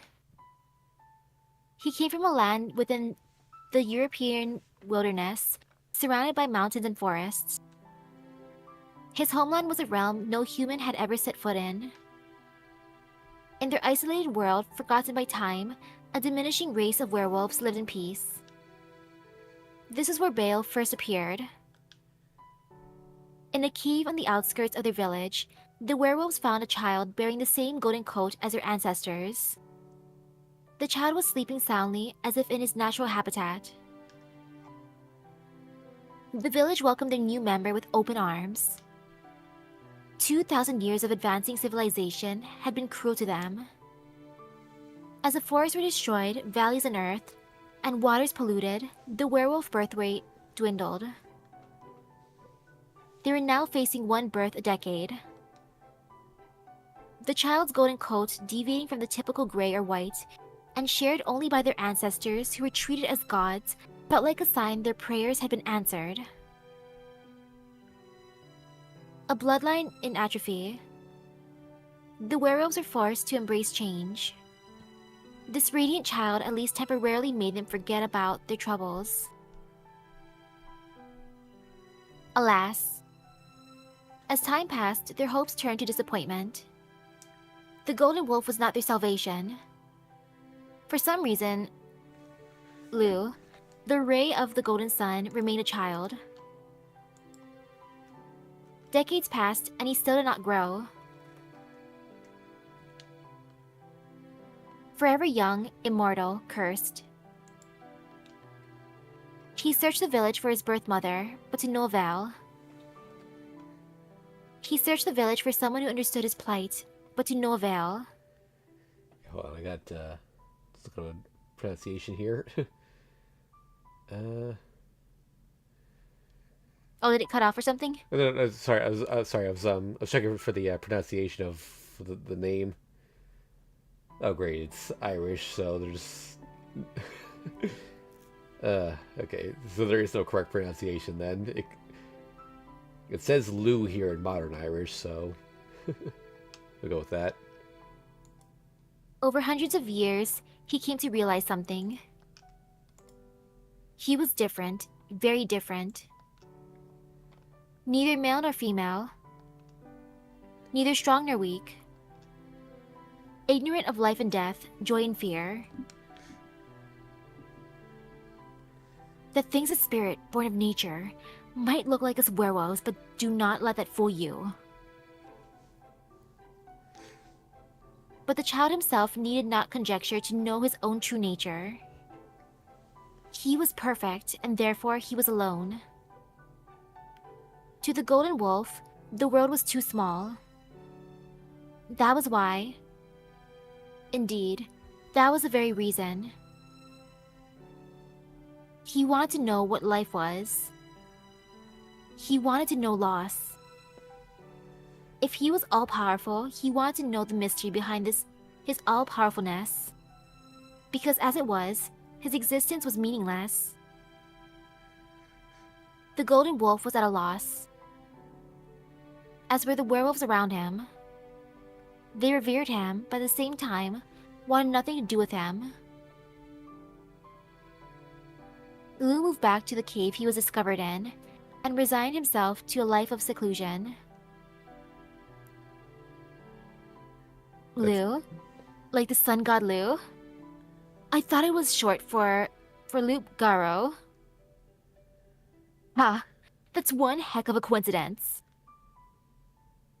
And then one day, a quirky mage visited the village.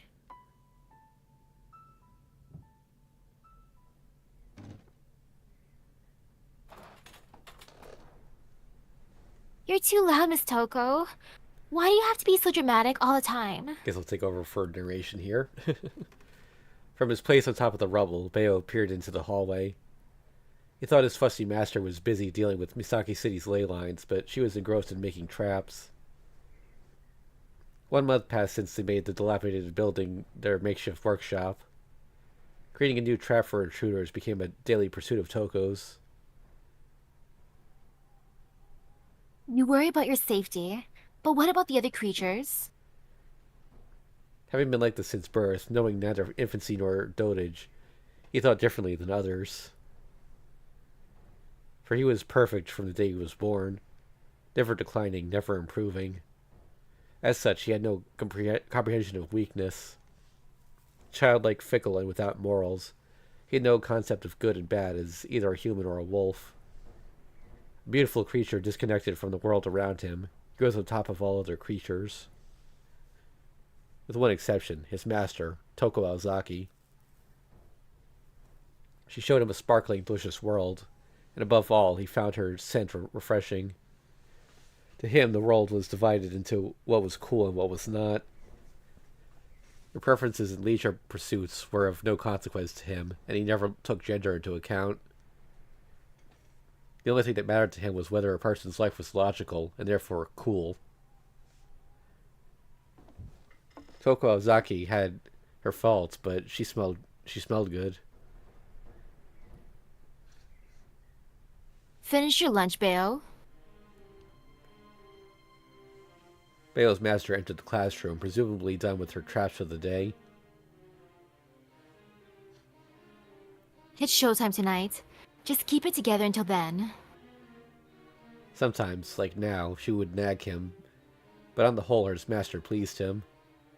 In reality, the contract binding him was not particularly powerful. If he wanted to, he could tear her to pieces at any time. No human could restrain him. However, he had no intention of killing Toko in exchange for his freedom. And there was a reason for this. In order to move about freely in human society, he needed someone like her. As long as she did not offend him, he had no reason to rock the boat. However... Finally, the main event! I was getting tired of waiting, Miss Toko. The promise she had made him in the cave and the reality of their situation had begun to come apart at the seams. Come here. I'll let you fight the most powerful mystics there is. He was compliant up to now, but his patience was wearing thin. The fight with the newest magician last night was an enormous letdown.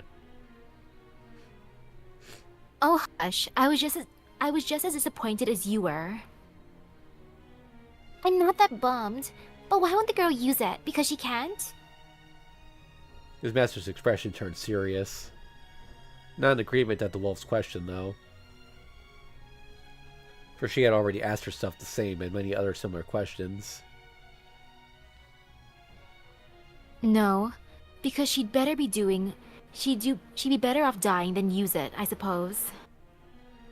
That doesn't make any sense. She almost died because she didn't use it. Which proves my point. That it must be too terrifying to use.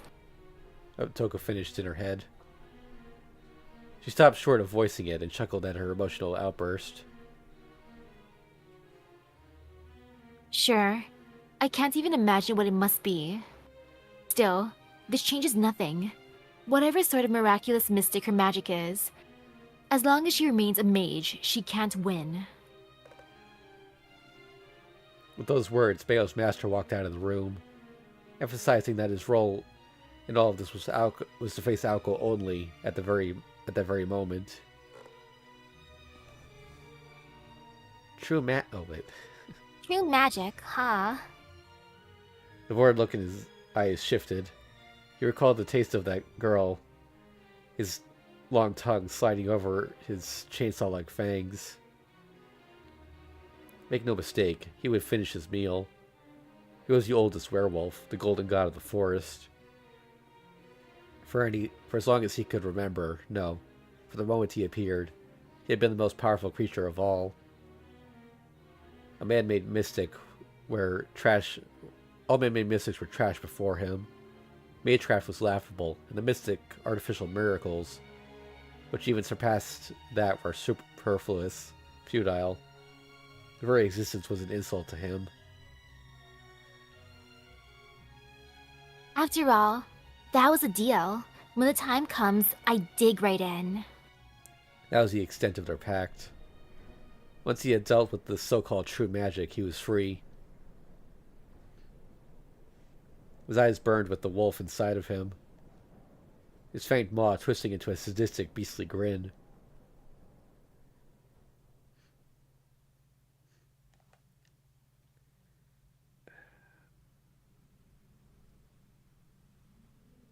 Chapter 12, What's in the Holy Night, Part 2. It was just past 7 p.m. Misaki High School's old building stood silently. While light from the city reached the area, the forest and mountains kept the area hushed. Nothing unusual. During winter vacation, the old building, now still covered in yesterday's snow, was rarely used. Without signs of life, such unused structures were mere monuments of what once was, nothing more. The old school building would remain that way until the start of the new semester. Behind it, the vast forest grew darker by the minute. If the building had died in just under 2 weeks of vacation, what had become of the forest over the years? Though all the overgrown trees filtered out the noise of the city, and most of the moonlight. An otherworldly realm had taken root, not even 2 miles away from town. Piercing the cold night air, footsteps crunched through the powdery snow. Oh, okay. No traps this way. So, what's the plan? Sneak into the old school building? Yeah, right. She already knows we're here. Why hide? And what will we do once we're in her hideout? We're not here to steal anything. What about the element of surprise? If we could do that, it'd make our job easier. But playing ninja isn't really my thing. Not yours, for that matter. And anyway, we're not the only ones out for blood tonight. The sound of their footsteps stopped in unison. The old forgotten Misaki High School building stood before them. What used to be a schoolyard was now a barren snowscape. Reclaimed by the forest, the building looked a shell of its former self. The surrounding trees resembled the standing mourners at a funeral. Talk about impatient. There's still 4 hours until the time limit. Alone in the middle of the white altar was the lone, scarred red mage. As she came out of the forest, Aoko lowered herself slightly, scowling at her distant target. Next to her, Alice stood motionless. The bare branches of the trees cast long, thorny shadows. Aoko was reminded of Sleeping Beauty, except the mage wasn't nearly as pleasant as the princess in that. You have to mention she wasn't sleeping, and there was no prince. Regardless, this princess came out of her schoolhouse castle to greet her challengers.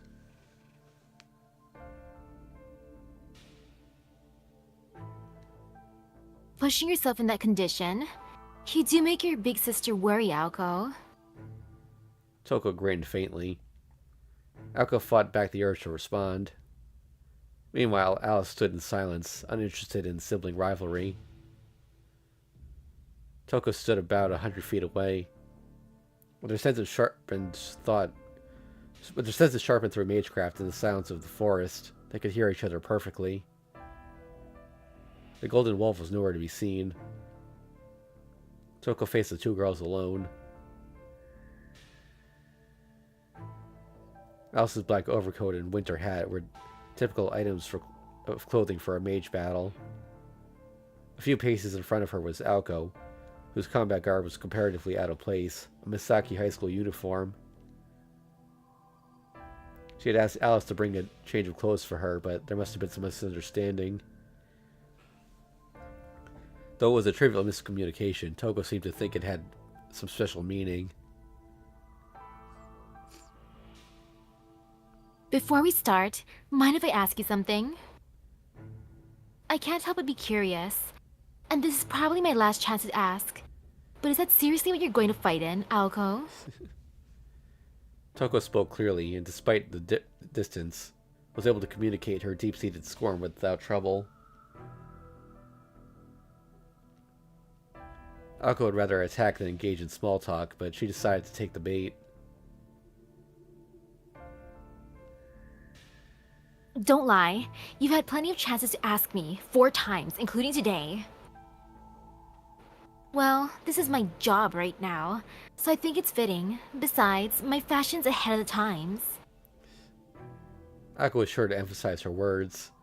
For a split second, Toko's eyes narrowed. Figures. Same bad taste as always. Thanks. It's actually a relief hearing that from a creepy puppet maker. With that, the two fell silent and glared at each other. Their bloodlust cut through the thick, cold air like a knife. While the two of them sized each other up, Alice surveyed the area around Toko. There was no indication of anyone or anything was lying in wait near her. Perhaps she should see if the werewolf was still in the old school building. Maybe Toko didn't feel like Aoko and Alice were much of a threat in their injured state. Or was she really not expecting a counterattack so early, so the werewolf wasn't ready? After some contemplation, Alice surmised it was the former. She really was going to fight alone. Her arsenal comprised of her mystic eyes and rude magecraft. That was more than enough to deal with Aoko and Alice in their current state. Alice, all I need is 1 shot. Aoko signaled to Alice behind her with the movement of her finger. Alice had no objections. The original plan was for her to keep the werewolf busy. With the mirror as a backup, Aoko was hoping to catch Toko off guard. They had a few other cards up their sleeves, but the fact remained as mages, their attacks wouldn't affect the werewolf. So they decided to ignore it and focus on taking out Toko. Not the best strategy, but it was all the two could come up with. But they had been thrown a curveball. Toko had the upper hand, so she was reluctant to use the beast. Aoko wasn't about to let this opportunity go to waste. By distracting her with sibling banter, she would settle things before the werewolf even showed up. My turn to ask a question. How are the fields working out? Oh please, it's barely been a day. I haven't touched them yet. Can't rush these things. Besides, I want what's inside the ley lines at the bounded fields. I have no plans to reset them. Tearing into you is probably way faster than tearing into the land anyway. Humph, I knew it. All the more reason I can't let you become a magician. Aoko's blue eyes burned brightly with a fiery fighting spirit.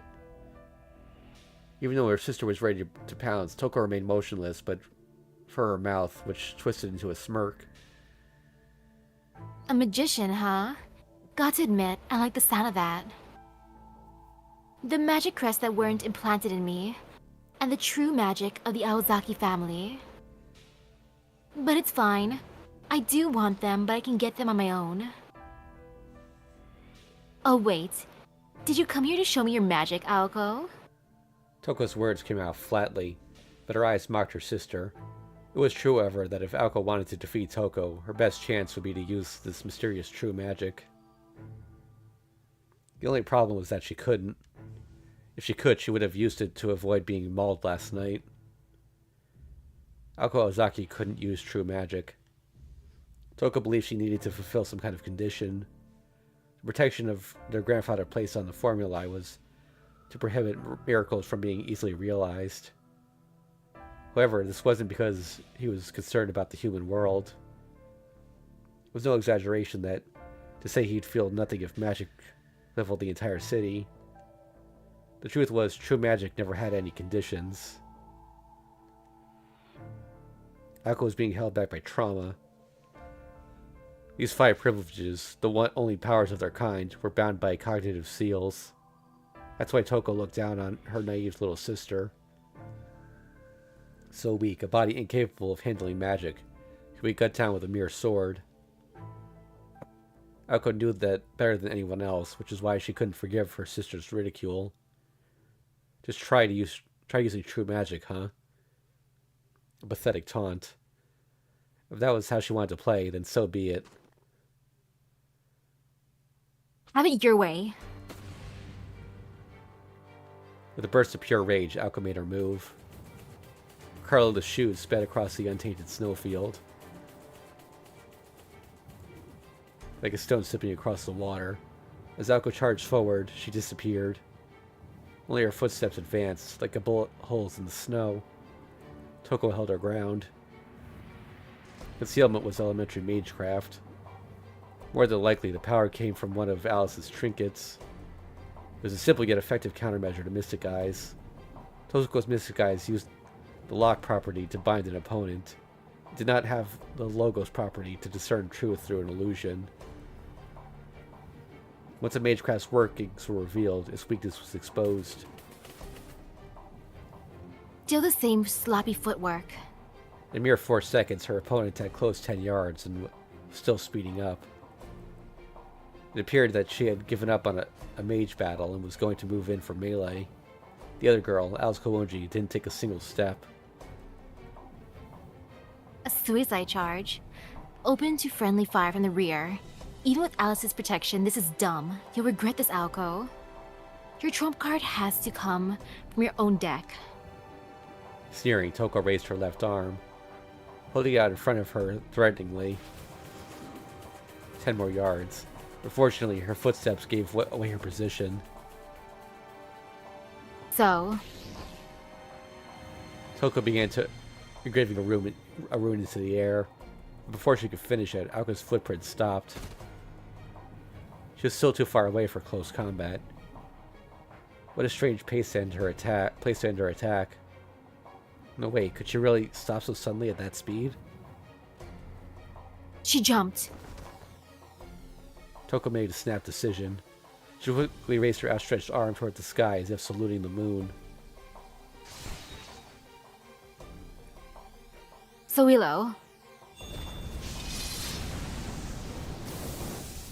Flames tore through the air. The rune carved into the body above her, bathing in a pillar of flames. No internal resistance could help. Rather than simply burning their target, the runes wrapped them in a wreath of flame.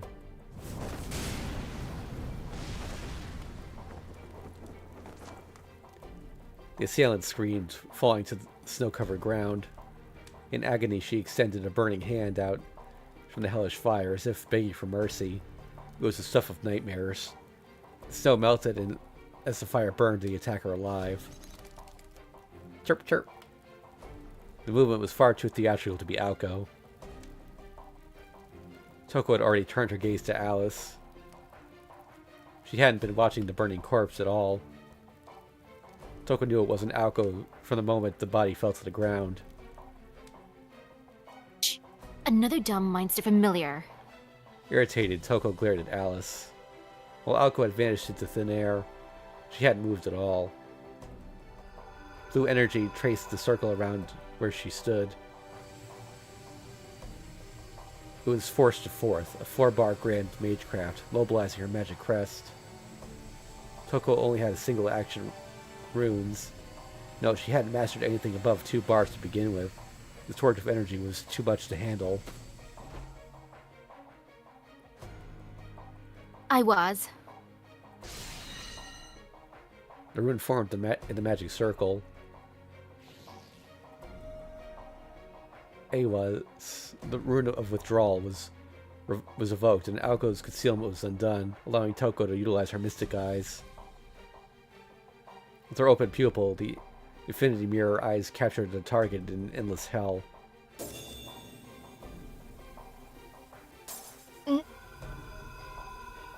But the mage's sight was literally split in two. The space in front of Aoko distorted, obscuring her from an icy mist. Like an icy mist. Toko's eyes were like opposing mirrors, and this was like sticking a one-way mirror at the triangulation point. With her vision split in two, she couldn't lock onto Aoko. The mirror of slumber, Toko. Aoko's deep in the fork in the road. The mirror creates. From where you are, you'll never be able to see her. Alice explained without concern. Due to the herb Toko made Alice swallow, she was still unable to use her own magecraft. However, she could use ploys already in motion without using magical energy, such as the mansion's mirror and the aimless little blue bird. Finally, the magic bullet was loaded. Set route. Direct current.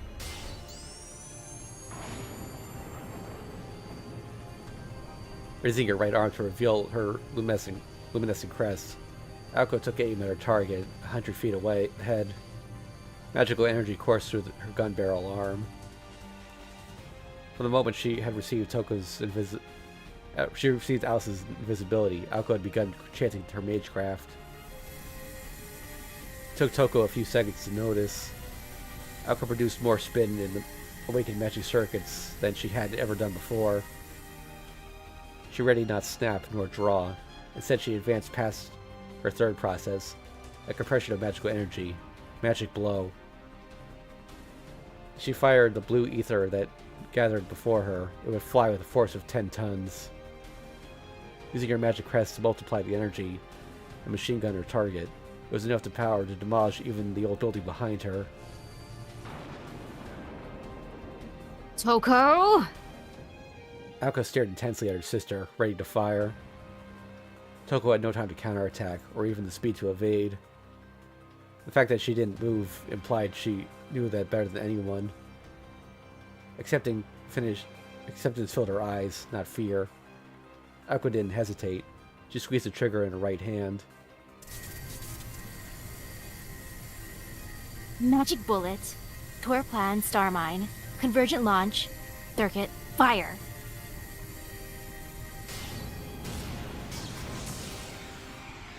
The last word came out like a scream. Under the impact of the ether, the surrounding snow melted and flew around.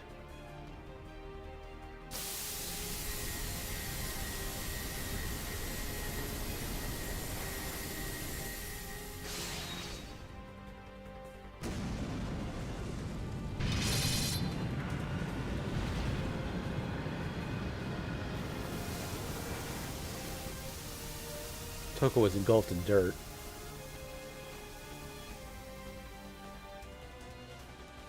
No way she could survive Aoko's magic bullet. It contained every bit of Aoko's magical energy she could muster. Viewing the chaos, Aoko confirmed her victory. And yet, somehow, she felt bitter.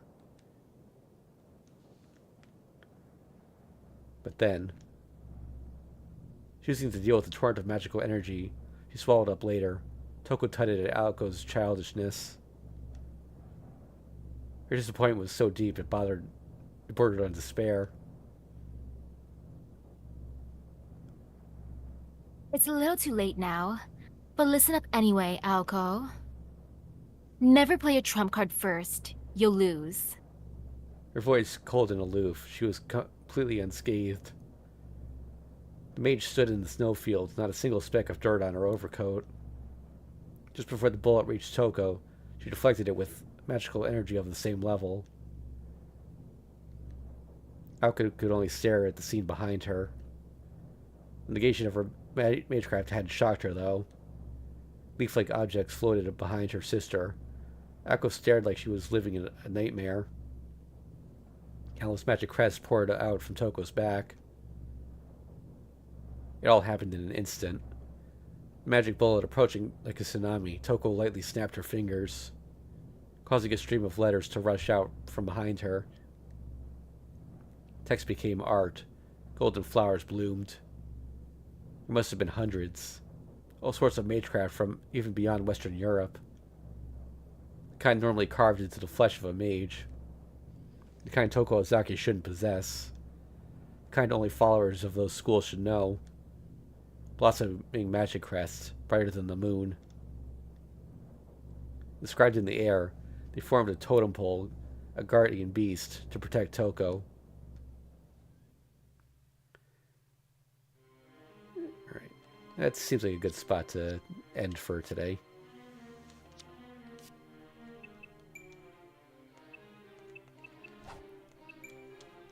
Give us a little cliffhanger there.